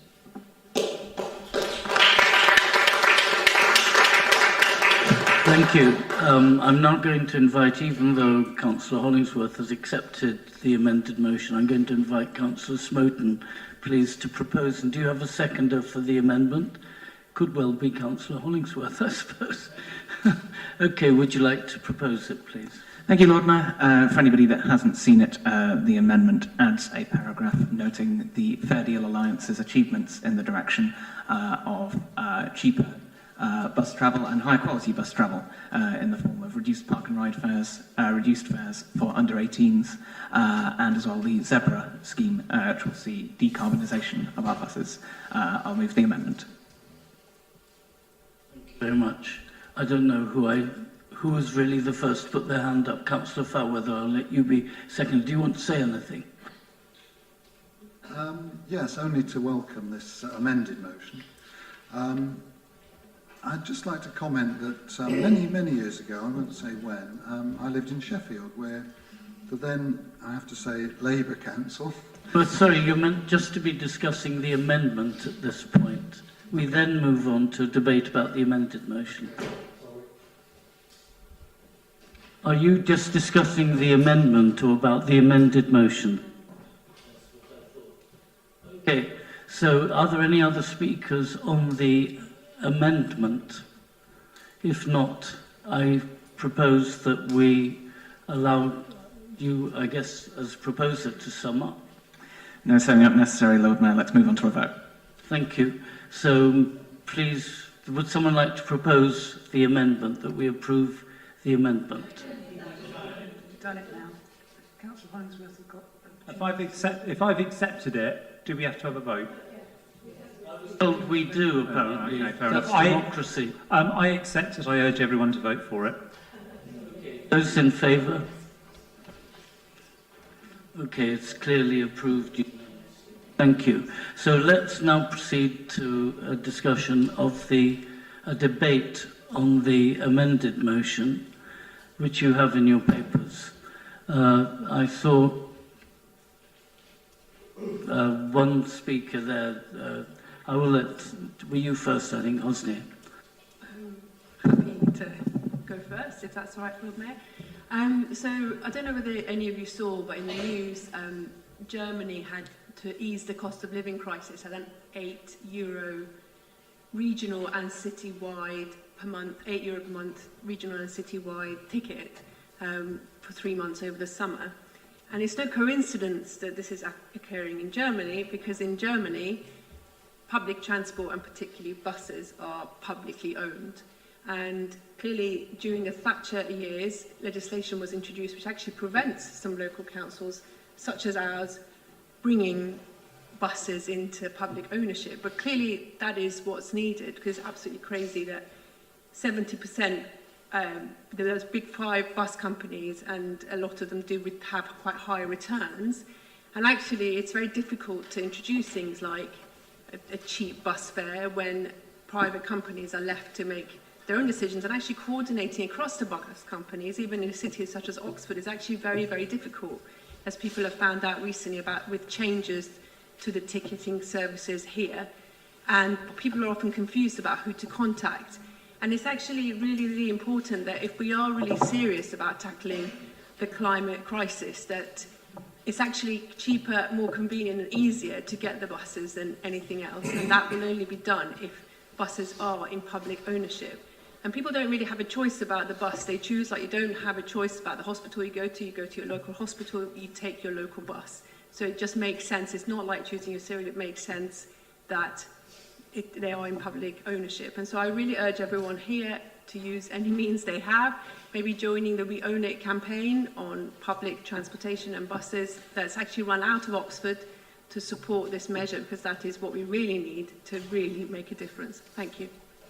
Thank you very much. And I saw, was it Councillor Roll or Councillor Kerr who put their hand up there? Councillor Kerr.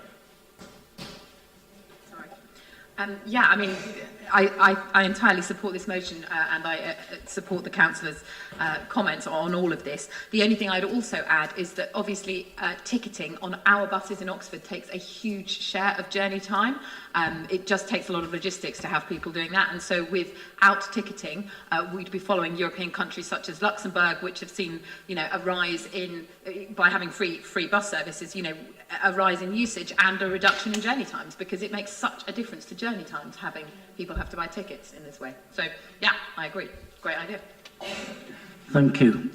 Councillor Smoten, I know you're going to have, as the proposer of the amendment, you will get a second chance to speak with right of reply later. So I think I'm right in saying you don't have to, that's what I've been informed. So you don't have another bite at the cherry. I believe that's correct. You're saying I can't speak in the main debate because I proposed the amendment?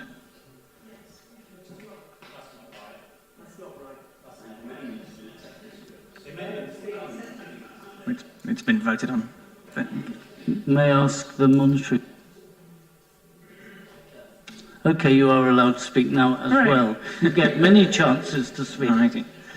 Thank you very much, Lord Mayor. I will support this motion today, not because I agree with every word, but because I think the Cambridgeshire scheme that the motion mentions strikes a very solid compromise between the alignment of private profit and the public good, and I'd like very much for Oxfordshire to end up in a similar place to that scheme with its flat zonal fares, easy to understand, affordable, without going all the way as far as this motion does.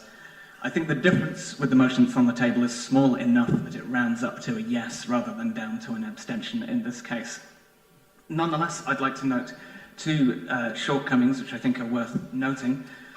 Firstly, in asking instead of for the very sensible Cambridge scheme going all the way to absolutely everything free, are we shading into issuing demands that we're aware can't and won't be met? The proposers have to be very well aware that this would be a larger share, accounts to county, of nationalisation of the costs than any other scheme in the UK. Usually in this council chamber we see quite pragmatic, practical politics, whereas this begins to take on shades of sort of chest-beating, unmeetable demands. It's sort of Corbynist protest of politics, politics of protest stuff, which I'm not really sure we should be getting on board with. Secondly, it's very reasonable to go asking for transport subsidy from the national government, but why are we issuing demands to the county council when Labour is part of the Fair Deal Alliance that runs the county? It looks cynical. The proposers are aware that the county's ability to deliver cheaper buses is bound by money, not by the will of any party to that alliance. The alliance has demonstrated grown-up, practical, cross-party working thus far, and I don't think it's particularly helpful for this council to do what seems disruptive to that effort. With those caveats noted, however, it is clear that all parties in the alliance can, should and will deliver reductions to the cost of public transport across the county. I therefore back the motion in its direction of travel, if not all the way to its ultimate destination. Thank you very much. There were other hands. I've seen various. I'll take Jemima Hunt first. Thank you. I'd just like to get clarity on the Louise Hay, the Shadow Transport Secretary. Did she not call for a future Labour government to renationalise trains and buses? Was that not something that she put to conference? In which case this will happen anyway, one hopes. Also, are we not also talking about, certainly I remember buses in the 80s being very cheap. I know Cambridge buses are now £1 or £2. Are we not actually asking for a sort of reversion for those of you who've lived in Oxford for a long time to previous bus fares before 1986 when buses were nationally owned anyway? So we're not really inventing the wheel, we're just calling for a return to state practice. Thank you very much. I'll take Ros Smith and Nigel Chapman and then Tiago. Thank you. Thank you, Lord Mayor. Interesting, if anybody follows and reads Private Eye, there's been quite a bit of discussion about Manchester and West Yorkshire's trying to franchise their bus services as well, and the cost of doing that, because we don't have any national framework for it. So I do feel for the people in those areas where they're having to spend millions already. I think that the South Yorkshire, in fact, is estimating their assessment is over 3 million just in sort of consultancy to try and get to a point where they can actually let a contract. I think I will be supporting this. It's, as Councillor Smotion has said, it would be great to see this. It would encourage more people to use the buses. And having, as we have just realised and been announced in Quarry and Risinghurst, we're going to lose the bus service completely. And that's just a great shame and a backward step completely, because everybody will have to either use a taxi, walk a long distance to get onto a bus, or indeed use a car, which is a shame. We don't want to put more cars onto the overcrowded roads that we've got already in Oxford City and surrounding areas. So I will be supporting this, but I do worry that if we have a fragmented franchising of services with different councils doing this and getting free thing, it has to be a national thing and it has to be a national framework. There was a comment earlier that Labour policy is to renationalise the public services of train and buses. Yes, I'd like to see that happen, but I'd like to know what will happen with regards to other funding of other vital services for our residents. But I will be supporting this motion. Thank you. Thank you very much. Councillor Chapman. Yeah, I'll also be supporting the motion, and actually, my constituents, Barbara's constituents, are at the sharp end of the chaotic, frankly, bus management system and ownership system we have in this country. That the number 13 bus service over the weekend has been announced is going to be no more, which basically isolates, as in the case of Quarry and Risinghurst, isolates loads and loads of people from having access to a basic service. And, those people are the people who often don't drive, can't afford to drive, often too infirm to cycle or to walk very far, and it's basically taking away a core public service. So this motion is right about making it affordable, but it's also, essential that we confront the issue of ownership of the bus services in this country. Privatisation is, in my view, been a disaster in many, many parts of the country, and we need to have the boldness to bring it back into public ownership. Social value, which should lie at the heart of this, is completely downgraded by bus companies whose first loyalty is to shareholders. So Councillor Jari Nabi is absolutely right to put ownership of buses at the heart of this debate, and I applaud that, and I very much hope that the County Council can, within its limited funds, I accept they're limited, do its best to support the reintroduction and the tendering of those services which are being cut, because actually, this is a step too far. And every time this happens, it destroys faith in public services as a whole, not just in the bus services. And people kind of almost lose the will to live, frankly, when they see so many things they've depended on cut back time and time again, and where the profits of shareholders are put in front of public value. So I do hope that we can reverse that, and Alex's, Councillor Hollingsworth's motion is part of that way forward, and it makes them more affordable, it makes them more targeted, and it's to be supportive. I think there's an even bigger picture here, which we have to prosecute loudly. And I say to my own party, frankly, if I was talking to Louise Hay, you need to be standing up for bus ownership in the public way, not as a private function. And if it's going to cost us some money to do it, then we need to find the money somehow. And frankly, if we have to tax richer people a bit more to do it, I'd be there for it. So thank you very much. Councillor Corrais. Thank you, Lord Mayor. I want to say very welcome for this motion. I think if we want to go further and attack the climate change, we need really to be a champion of the bus service. And I want to reinforce this point that other colleagues, other councillors made today, is really, unfortunately, in the UK, because public transport and special bus should serve communities, and this model in UK, unfortunately, don't have a balance between, because it's a private company, between provide and serve the communities. And at least this motion attack one point is affordable, because it's true, if you are owner of the car, in the majority of times, if you use bus, if you use trains, or if you use the public transport, the cost is similar, and sometimes is more expensive than go by car. And I think if you do these radical measures for free charge of the bus, we can really encourage more people go to the bus, and of course can give you, I will say, more support for you to other measures as we are doing in the County Council. Okay, thank you very much. Councillor Turner, Ed.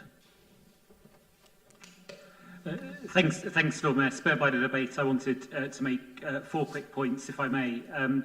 One is Councillor Jafari Mabini referred to Germany's €9 ticket. I think that's a really interesting model, and it's good that it's been continued with a €49 ticket. And there are a number of things that were great about that. But one of them was just the simplicity and the fact it was a national scheme. And so people who visit different places in this country, of course, are presented, unless they're pensioners or under fives, with an array of different products, an array of, even different companies, tickets not working on different companies, all the rest of it. And so the fact that whoever was providing the transport in Germany, and there the state holds the ring, but there are still elements of it that are private. Different companies, National Express, for example, run some of the trains under the overall system of the German railways. But it applied across the piece, so it was much easier for people to follow, and it led predictably to an increase in journeys, and that was absolutely fantastic. And the studies that I saw said that around 10% of those journeys replaced the car journey, and that's a really big impact on congestion. So I think it's a really terrific model. Like many in this discussion, I'm really worried about the bus network in Oxford. I think something big needs to happen. The number 3 and 3A have had around 80% reliability. Absolutely horrific. People talking to me about needing to move house because they just can't get to work on time anymore. People turning up at work late, getting in trouble. It's been people feeling unsafe late in the evening because the bus hasn't turned up. And it's just not good enough. The fundamental issues driving that, I think, and I absolutely take on board and agree with the comments made about the structure. There are also two other things. One is passenger numbers are way down compared to pre-COVID time, and that is a problem. Probably more people working from home, more people feeling insecure in an environment with lots of people, probably. And then, probably then more people hopping in the car as well, increased levels of congestion, probably other things driving that too. And all of that then just puts you in this absolutely vicious circle where the buses become less reliable, there are fewer of them, so you can't take the bus, so you hop in the motor or you do something else, or you don't go at all, and then the buses don't make any money, and so then you have fewer and fewer and fewer. And that is a real problem. So I think something bold needs to happen. And that takes me on to my sort of final 2 points. One is, Councillor Smoken said, I think with tongue in his cheek about this being a Corbynista intervention. Well, of course, as Councillor Kerr reminded us, Luxembourg did it with a centre-right Prime Minister. I don't believe, maybe he's a disciple to the school of Jeremy Corbyn. I don't think so. I think he just saw it was a good idea, it made sense, and, good luck to him, to be honest. And, I hope, I'd be glad if the Tories did this. I really would. It's fine. It would be just a really good thing to do. And then in terms of the county, I think this is just a demand. We're clearly they're active on this, really good. This is our demand. It's a really clear one. It's saying give us free bus travel, and it'd be great if the county came on board. It would be discourteous of us not to involve them in our campaign. I've got Councillor Goddard, Councillor Rowley, and I just point out the time. That again is 10 minutes slow. So when you are debating, I'm not sure how much time we're going to get beyond the second motion at this point. Thanks, Lord Mayor. That's a point worth making, and I'll keep it brief. I'll try and keep below Ed's 4 points. Obviously, the problem with bus services is spread throughout Oxford. It's very much the case in my ward and Councillor Sanderson's ward of Wolfcote. I should know, as the father of a 19-year-old son, who is regularly really hacked off by going out to a bus to go into town and see his mates, and finds that he can't go because the bus doesn't show up. There is clearly a problem across the city, Wolfcote and elsewhere, and the more that can be done to help with this, the better. Now, I personally have absolutely literally no idea how to drive. If you put me in the driving seat of a car, I would not know the first thing to do, what pedals to press, what key to turn, zilch. I'm very lucky to be able, at the moment, to cycle more or less everywhere, except in the worst of weather, when I will happily use the bus. And of course, I may not be lucky enough to be able to use my bike for forever, and so I'm, if you like, a natural bus user. And my expectation is that I'll be using buses more and more the older I get. Now, a question which occurs to me is actually whether or not I, personally, should have free bus travel. Because the fact is that I jolly well could afford at least £1 a time, something along those lines. I think the question is up in the air at the best. And of course, one of the problems with the existing free travel for pensioners scheme across the country is that it's for everybody. It's for everybody from council estates through to leafy suburbs. And it's not immediately clear that all pensioners should be getting free bus travel either. So I suppose I'm saying, of course I will support the motion as it stands, but if it were possible to fine-tune it, to target it more at those who need it the most, as colleagues have so eloquently argued, there are many such people, then that would be even better. And finally, just worth acknowledging, this is, as others have said, a radical request, but it is one which is worth making. And of course, it should be backed up by government action, and who knows, maybe we will get a government in due course willing to take such action. In which case, I would very strongly urge Labour colleagues, should such a government emerge, please put pressure on it. Because since Mrs Thatcher privatised buses, there has been a long, long period of Labour government which didn't do very much about it. So maybe this time it can be different. Thank you. The Sheriff. Thank you, Lord Mayor. Well, like Councillor Goddard, I'm lucky to be able-bodied, as former Councillor Antonia Bantz once told me, Mike, you're not allowed to learn to drive, you'll kill your constituents. The point I wanted to bring out is that this motion not only calls for a cap on bus fares, but importantly and implicitly, it also calls for there to be a consistent, a coherent and consistent government policy on bus funding, which there isn't. That way we can avoid situations like the one at the moment near me in Risinghurst, a number of local councillors, including myself, have put it, although I represent the neighbouring ward, have put it to the bus company, which is proposing to withdraw the service, that this would be a particular blow to the local community because of the disproportionate number of elderly residents served by that bus service. And the bus company's reply was that that was precisely why they were withdrawing it, while bus use in general is up to nearly 90% of use before the pandemic. Use of that particular bus is only up to 70% because the older people, the older residents are more wary about still more wary about going into public places. Therefore, because there are more people who rely on the bus service is being withdrawn because it's uneconomic. A coherent government approach to bus funding with services capped at prices capped at a certain level, whatever that level was, and even if it's significantly more than £1 a year, it would still be a step forward because it would imply a national commitment to allocating bus services in accordance with need, and rather than in accordance with where a bus company can make ends meet. And I'm not blaming the bus company for the decisions they've had to make. I'm simply pointing out that the structure of public transport funding in this country is no longer workable. Thank you. And I hope it's last speaker because we're well over half an hour on this motion. Councillor Benny Summer.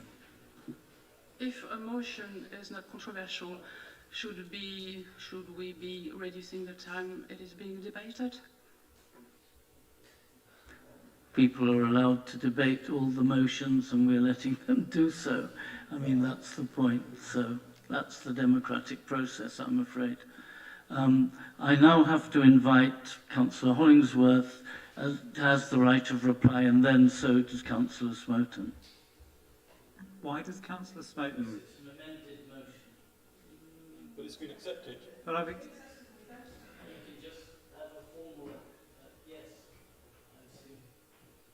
Can we just clarify, because I was assuming I'd get the last word. It seems extremely odd that the mover of an amendment I accepted gets the final word.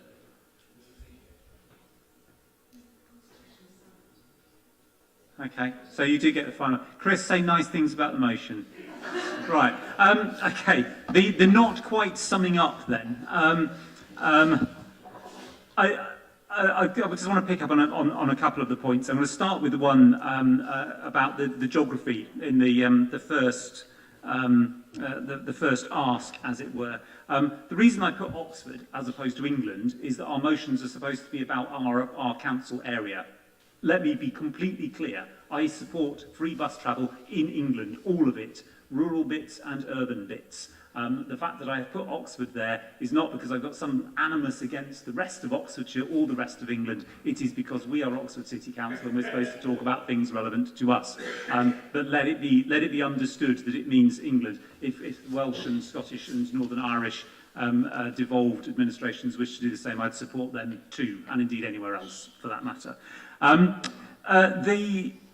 The issue there, I think, I want to flag is the impacts of cuts to bus travel, and it would perhaps be churlish to point out that austerity had some alarming consequences for bus travel up and down the country from 2010 onwards. But if we go back to deregulation, I grew up in a small village in Norfolk, and when bus deregulation came in, the day it came in, we went from 4 buses a day serving my small village to 1 a week. And I, like everyone else who was growing up in that village, became very adept at hitching lifts in tractors and sugar beet lorries and walking to get to the bus routes, because that was the only way. If we wanted to get to the local town, if we wanted to go meet friends, if we wanted to go to a pub, obviously we didn't because we were underage, but should we have wished to have done so, then that was the way you got there. And it is worth emphasising that the impacts of bus cuts have been terrible in cities, and they have been much, much worse in rural areas, and they are a serious driver of inequality in rural areas, and that's one of the reasons why they need to be reversed. So the point about universality, and I thought I'd pick this up because it was mentioned by Steve Goddard. Yes, you're right. That perhaps should be a moment's pause for thought. That yourself or somebody who's very wealthy would get free public transport. But the same principle applies to the NHS, and it is a good principle.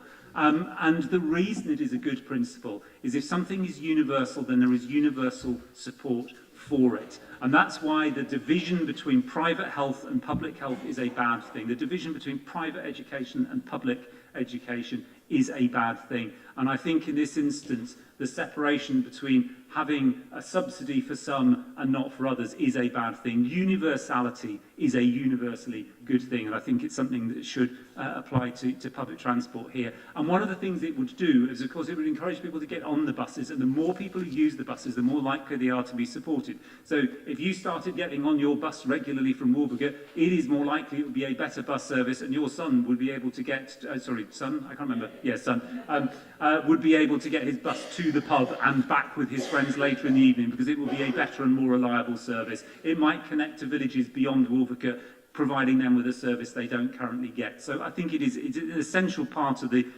simplicity, as Ed said, of the proposal. And as a final comment, I know that our County Council Cabinet colleagues have left, but I hope they are listening to this. There is an opportunity tomorrow for the County Council to focus unwaveringly on bus priority in this city and beyond. And I really, really hope they take it. There's been a huge amount of noise, of heat and disagreement. But in the end, the case that myself and County Councillor Yvonne Constance, a Conservative, made back in whenever it was, 2017, when we started down this route, was that something needs to be done or we will lose our bus services in this city. It was true then, it's still true now, and they've got a great opportunity to do something about it. So without further ado, I hope you will support this. It is radical, it's Corbynite if you like, but Jeremy Corbyn was often right, not always, but often right. And had he said this, he would have been right on this. So I urge you all to support with enthusiasm the motion as amended. Thank you very much. Thank you.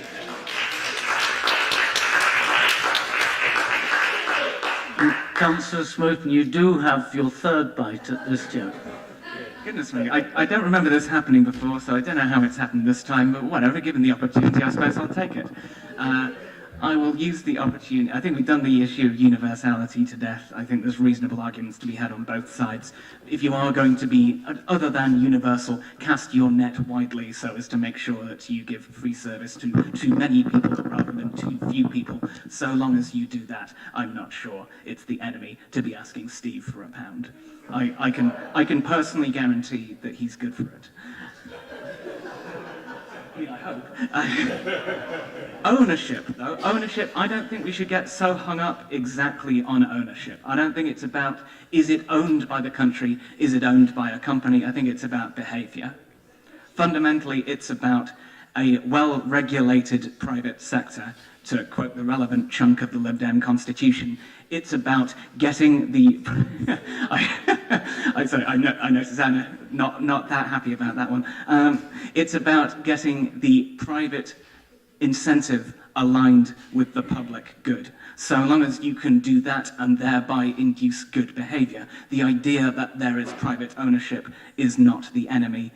It is bad behaviour, which is the enemy in terms of not providing the services that the country needs. So it's not about nationalising it, it's about ensuring that they're doing the right things, however that comes about. And in the railway sector, we've sort of seen a bit of both happening, right? We've seen the state directly running railway services when it needed to, in order to induce behaviour that it wants to see. And that started to lead, at least to a degree, in the right direction. We'd all like to see lower fares there too, but we'd all like to see a lot more money to deliver them, and that's what we fundamentally need.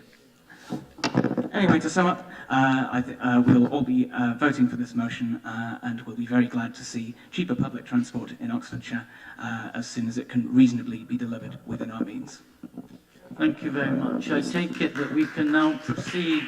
I just want to raise a point of order, Mr. Lord Mayor, if I might. Just looking at the Constitution, section 1120, point I, it seems that a councillor who moves a motion has a right to reply at the end of the debate, immediately before the vote, and a councillor who moves an amendment has the right to reply immediately before the councillor who moved the original motion. I wonder if that might be raised with the monitoring officers for future debate. Thank you.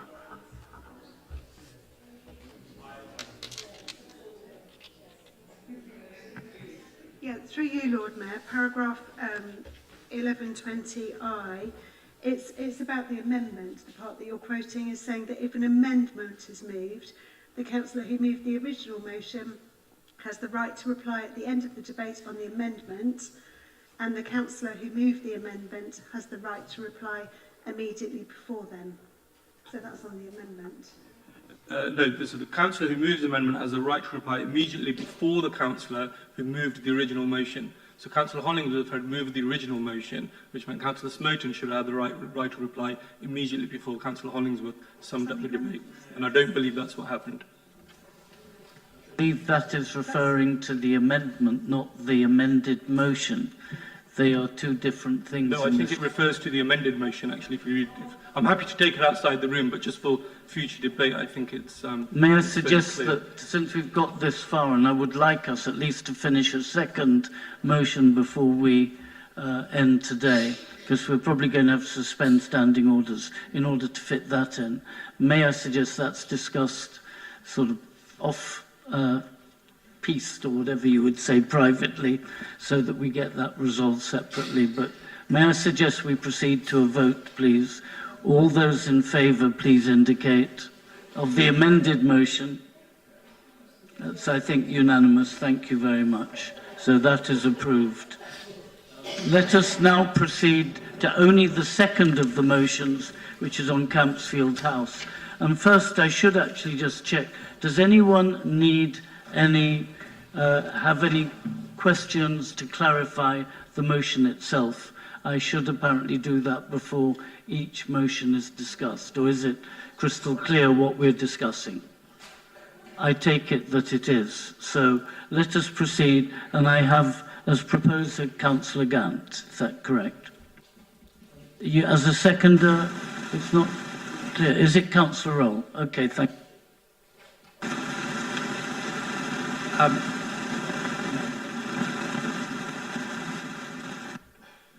Sorry, we'll shift along maybe.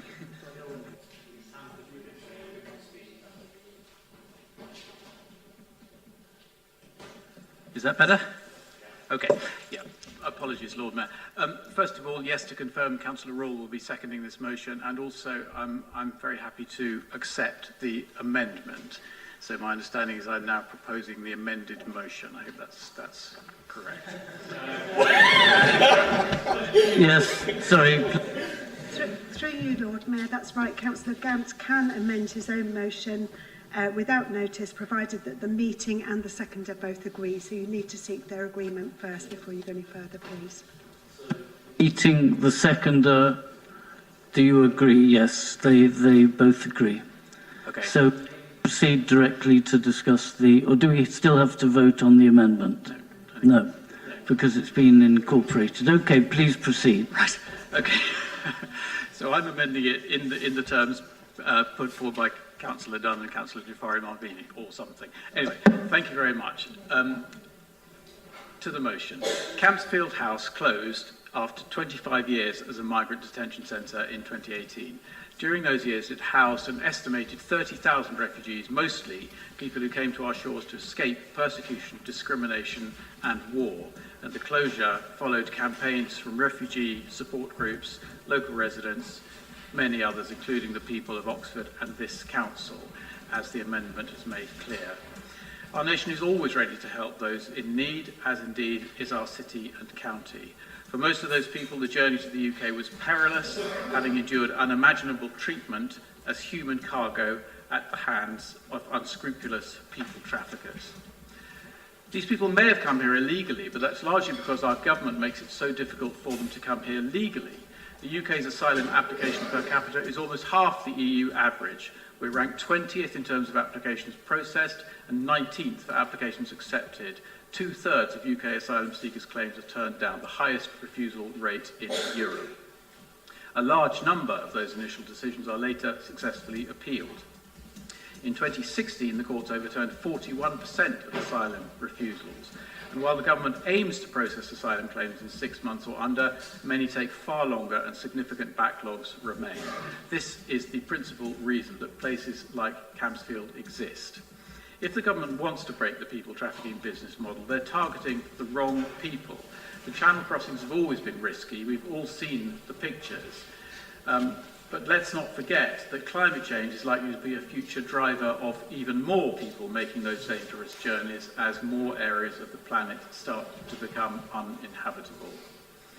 But the best way to undermine the traffickers is to remove the incentive to use them, not by draconian measures like transportation to Rwanda, whose human rights record is potentially as dubious as the ones these people are escaping from. And worth perhaps noting here that our new Prime Minister, in one of his earliest decisions, chose to keep as his Home Secretary the person who described her obsession with getting asylum seekers on a plane to Rwanda, which fortunately the courts have not allowed her to do. The Home Affairs Select Committee Chair, Dame Diana Johnson, has said it is clear that the asylum system is broken, but it is not those making the channel crossings who broke it. Policy development in this area has moved away from evidence-based, tested and cost-effective solutions, reacting to the changing demands placed on it. Instead, we have a search for radical new policies that might make good headlines, but do little to stem the flow of people prepared to put their lives at risk to reach the UK by any means necessary. Reopening Campsfield is another backwards step.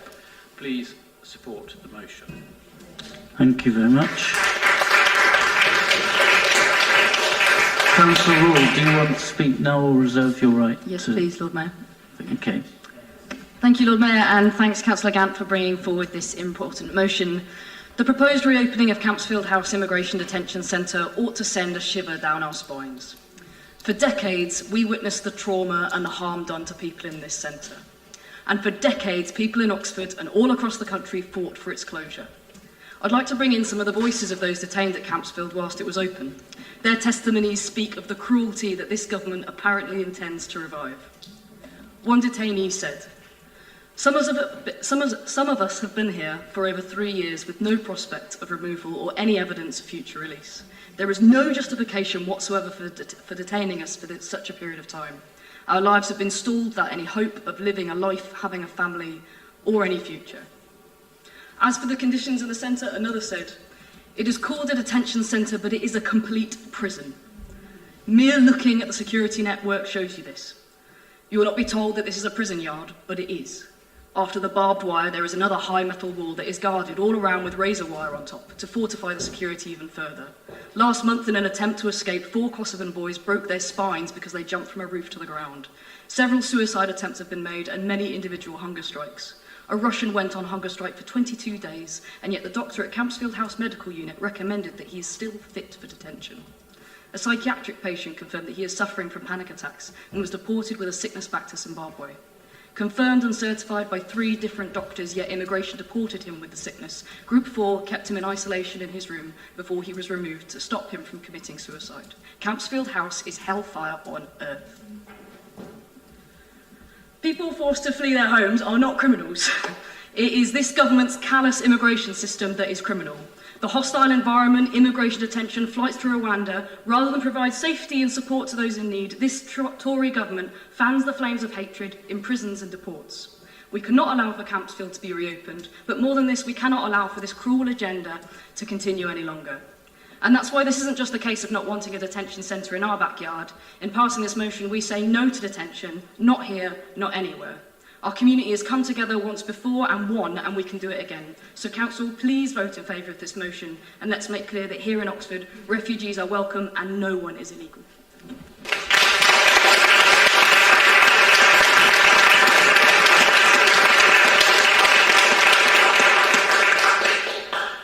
Since we are discussing already, it's been agreed the amended motion is the one we're discussing.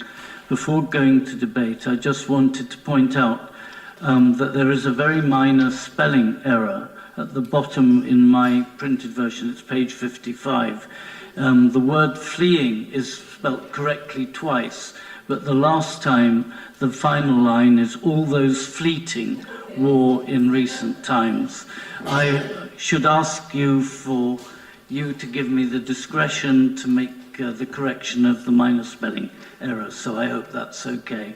But that is a very minor correction.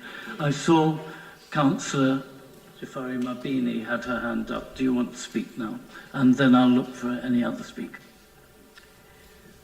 Thank you, Lord Mayor. Thank you for bringing this motion, and I'm glad that everyone's supportive of the amendment.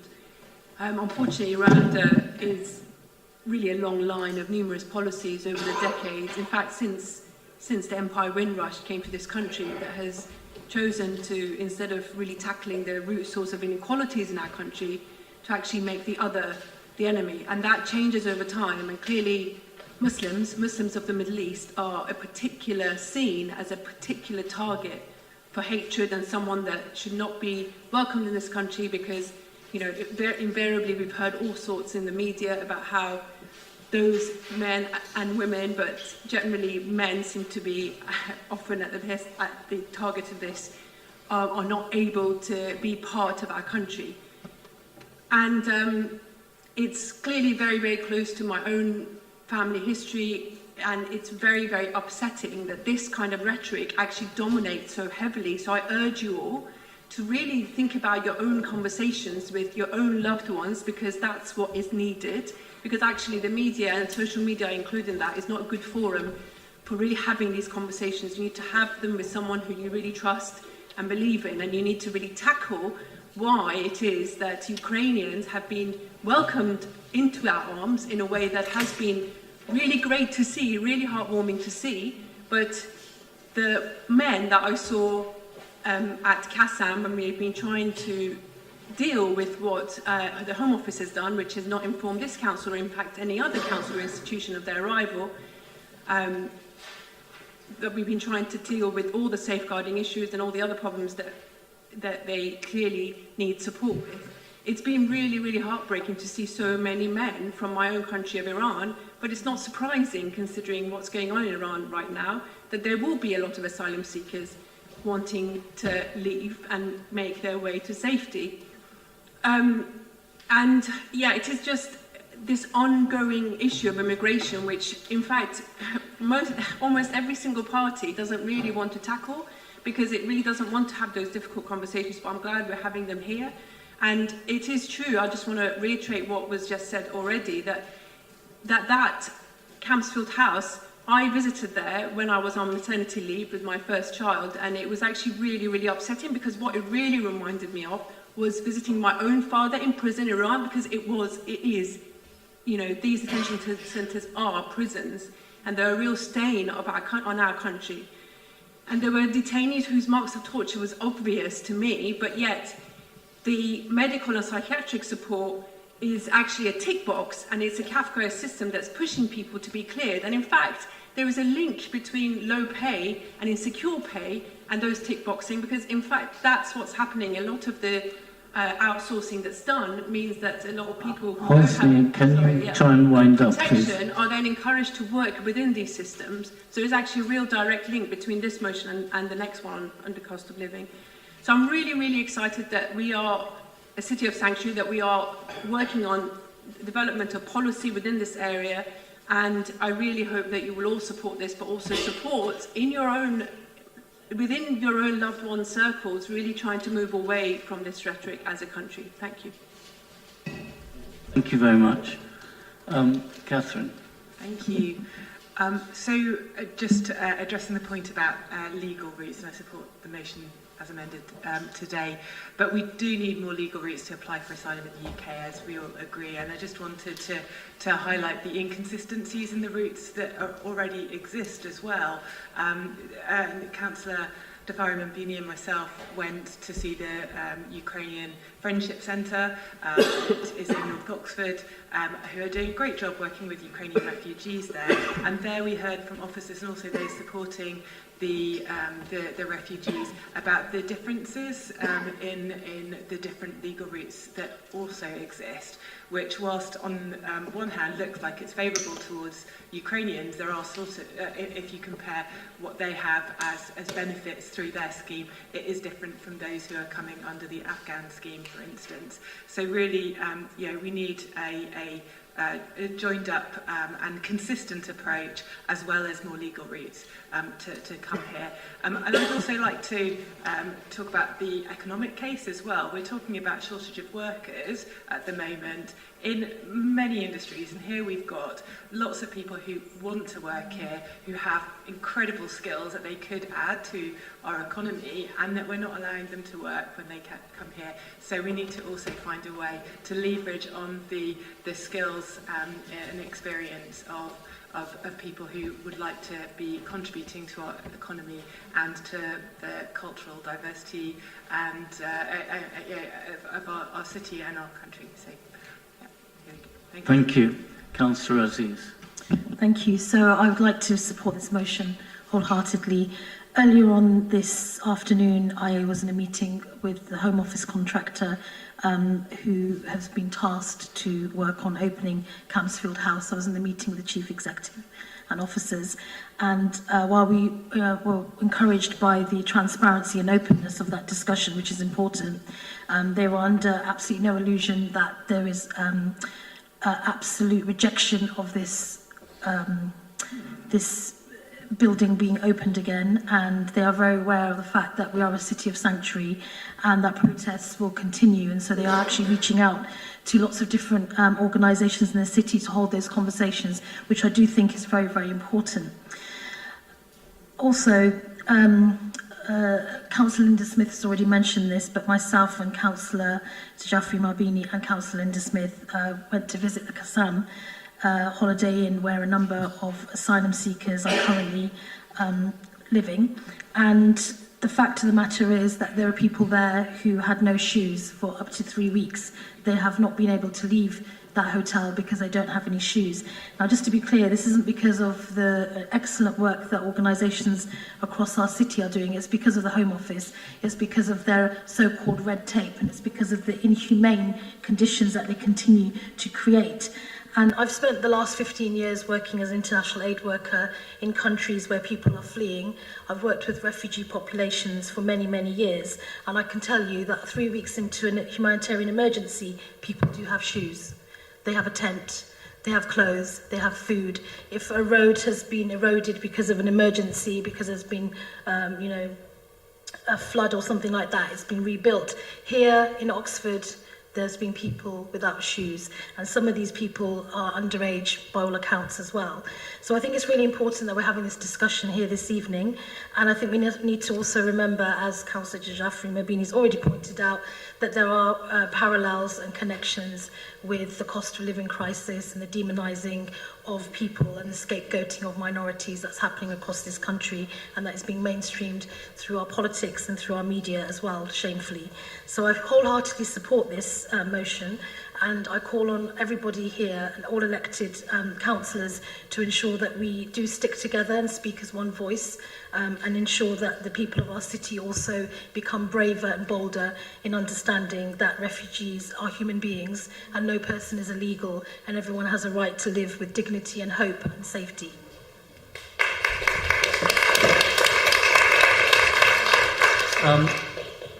We are already, believe it or not, at the time that we are allotted for motions.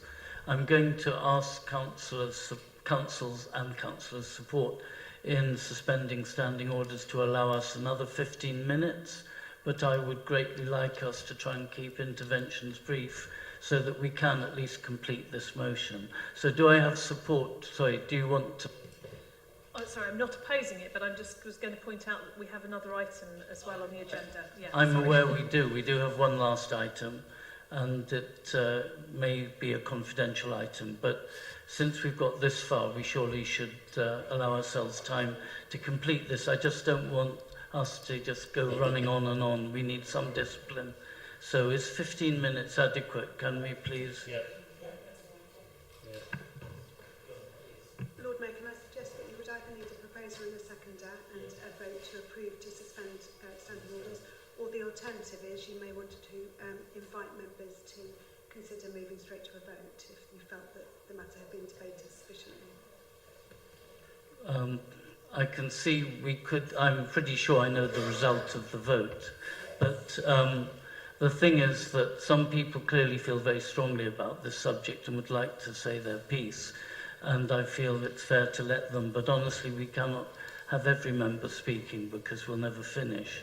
What I'm going to propose, just because I saw hands up earlier, I'm going to propose, if that's acceptable to you, to allow Councillor Lubna Arshad, Councillor Jabu Nala Hartley, and also the Deputy Lord Mayor. And then we have to have the right...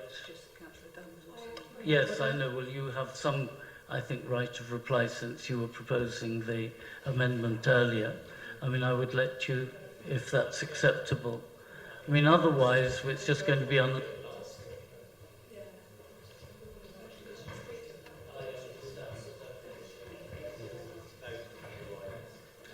I know it's no longer right to reply, but I feel that you have some moral right, given that you did propose the amendment, that's all. I mean, which was accepted by Councillor Gant.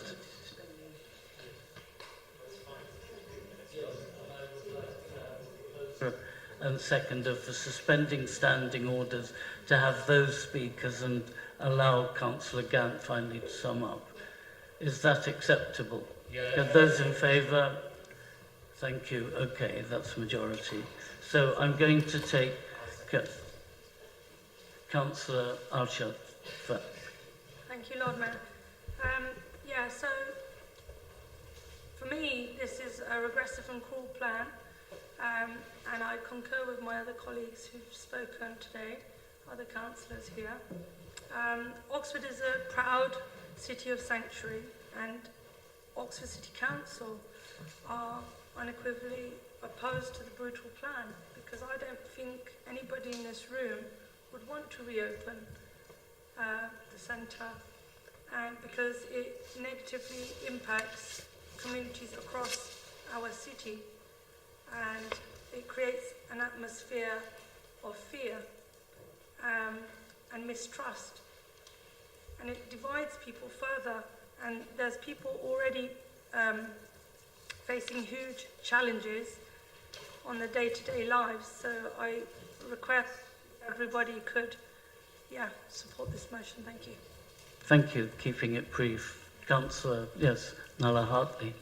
Thank you, Mayor. I too am going to keep it brief because most of what I wanted to express has already been expressed. But more than appeal to the whole council to take this as an issue of moral obligation to the people that are ending up in these camps.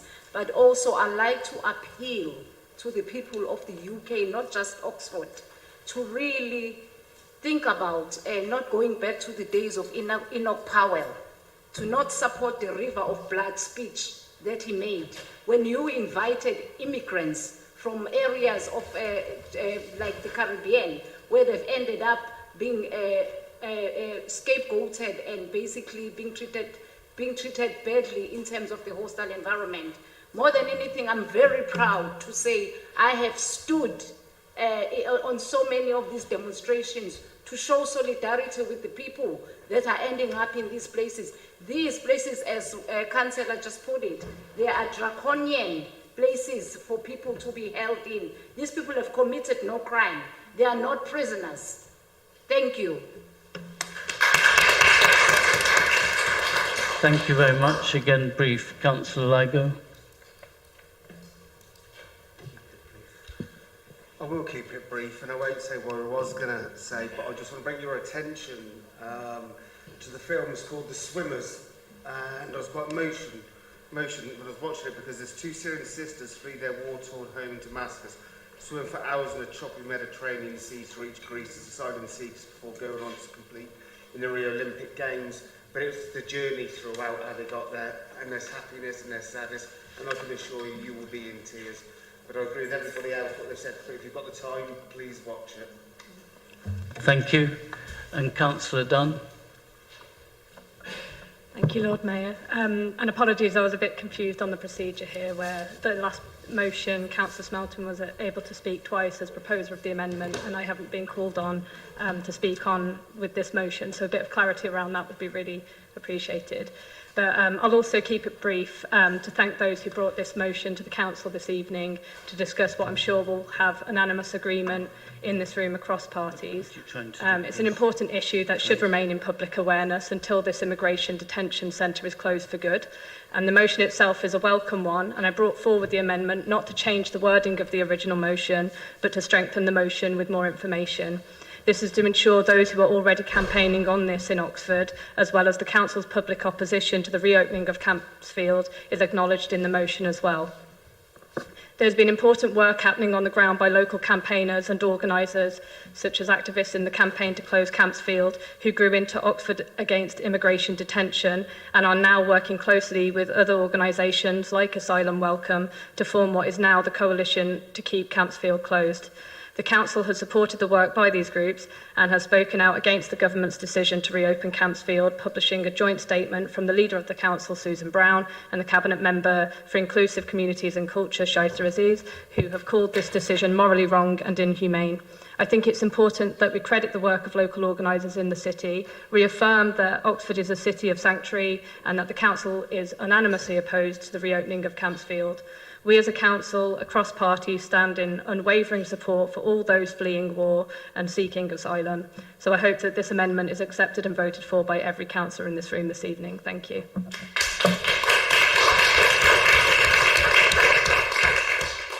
Councillor Gant. Thank you, Lord Mayor. Thank you, colleagues, for all your words of support.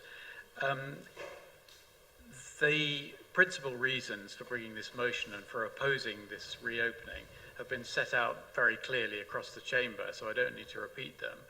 But one that might perhaps have escaped our attention is that it appears to be a reversal even of the policy of the Conservative government itself. Stephen Shaw, the prison's ombudsman, former prison's ombudsman, was asked by the Home Office to carry out reviews of immigration detention twice, in 2016 and 2018, and his report doesn't make comfortable reading. The two reports contain over 50 recommendations each, and his overall conclusion included the following words: a smaller, more focused immigration detention estate would be more protective of the welfare of vulnerable people. Immigration detention has increased. It ought to be reduced. Shortly after, Campsfield was closed. The Home Office issued this statement: the closure of Campsfield House is part of Home Secretary Sajid Javid's, remember him, commitment to cut the number of people detained at any given time. By next summer, 2020, the Home Office will aim to reduce the immigration detention estate by almost 40% since 2015. And the then Immigration Minister, Caroline Nokes, said, "Now is the right time to modernise and rationalise the detention estate. Detention must only be used when we are confident no other approaches will work. The Home Office has committed to develop alternatives to detention." So, apart from all the principal reasons we've heard, the government appears to be reversing its own policy, and it is not the only instance where this government is turning the screws on its draconian approach to liberty in our country. Finally, Lord Mayor, I have no doubt, and didn't have any doubt all along, that this chamber would unanimously support this motion. And I can tell you that this same motion has been brought to both Cherwell District Council, where the centre is situated, and to Oxfordshire County Council.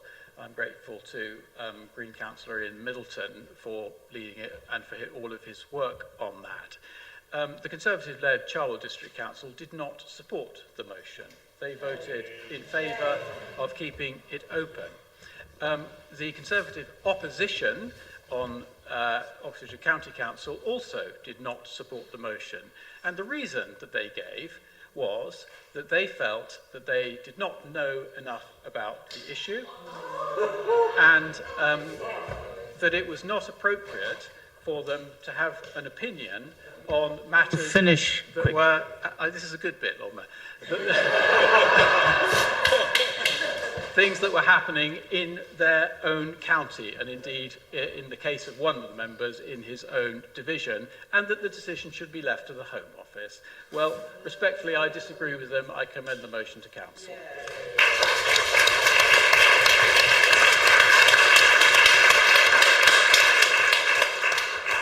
As you say, I'm sure it will be unanimous, but can all those please voting in favour indicate?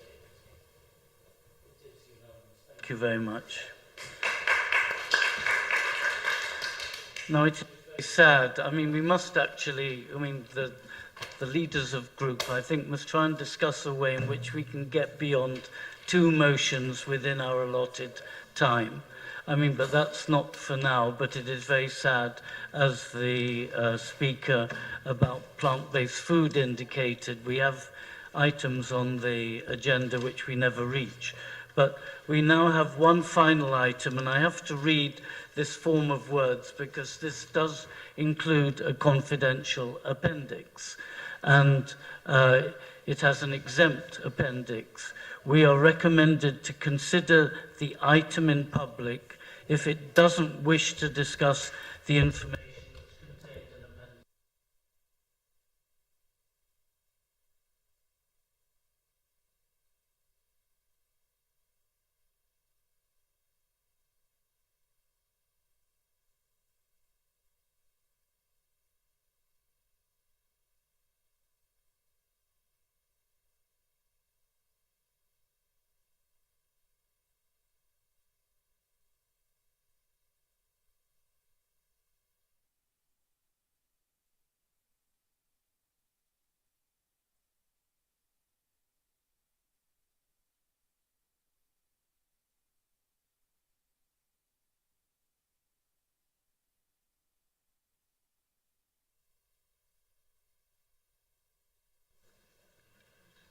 No, I understand, and no one must ever mention it. Go on.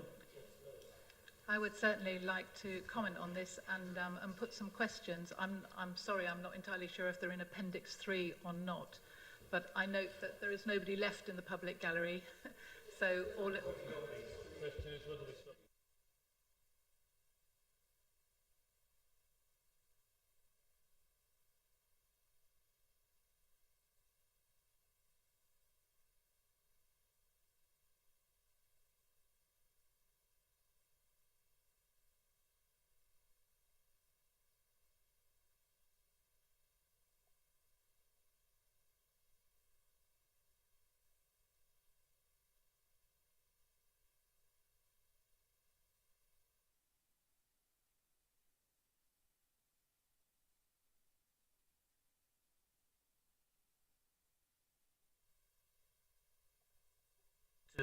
the press and public be excluded from the meeting for the remaining items of business on the grounds that their presence would involve the likely disclosure of exempt information as described in paragraph 3 of part 1 of Schedule 12A of the Act.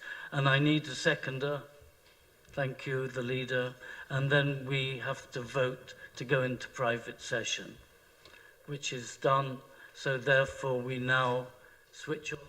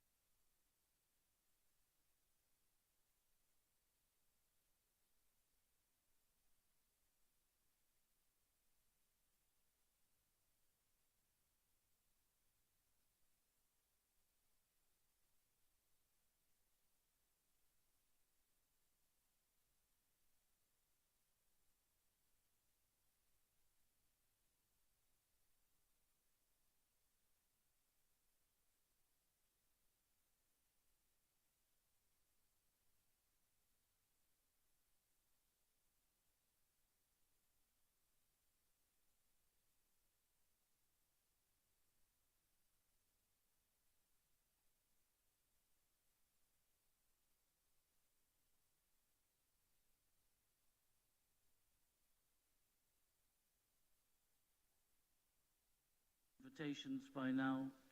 So until then, thank you very much.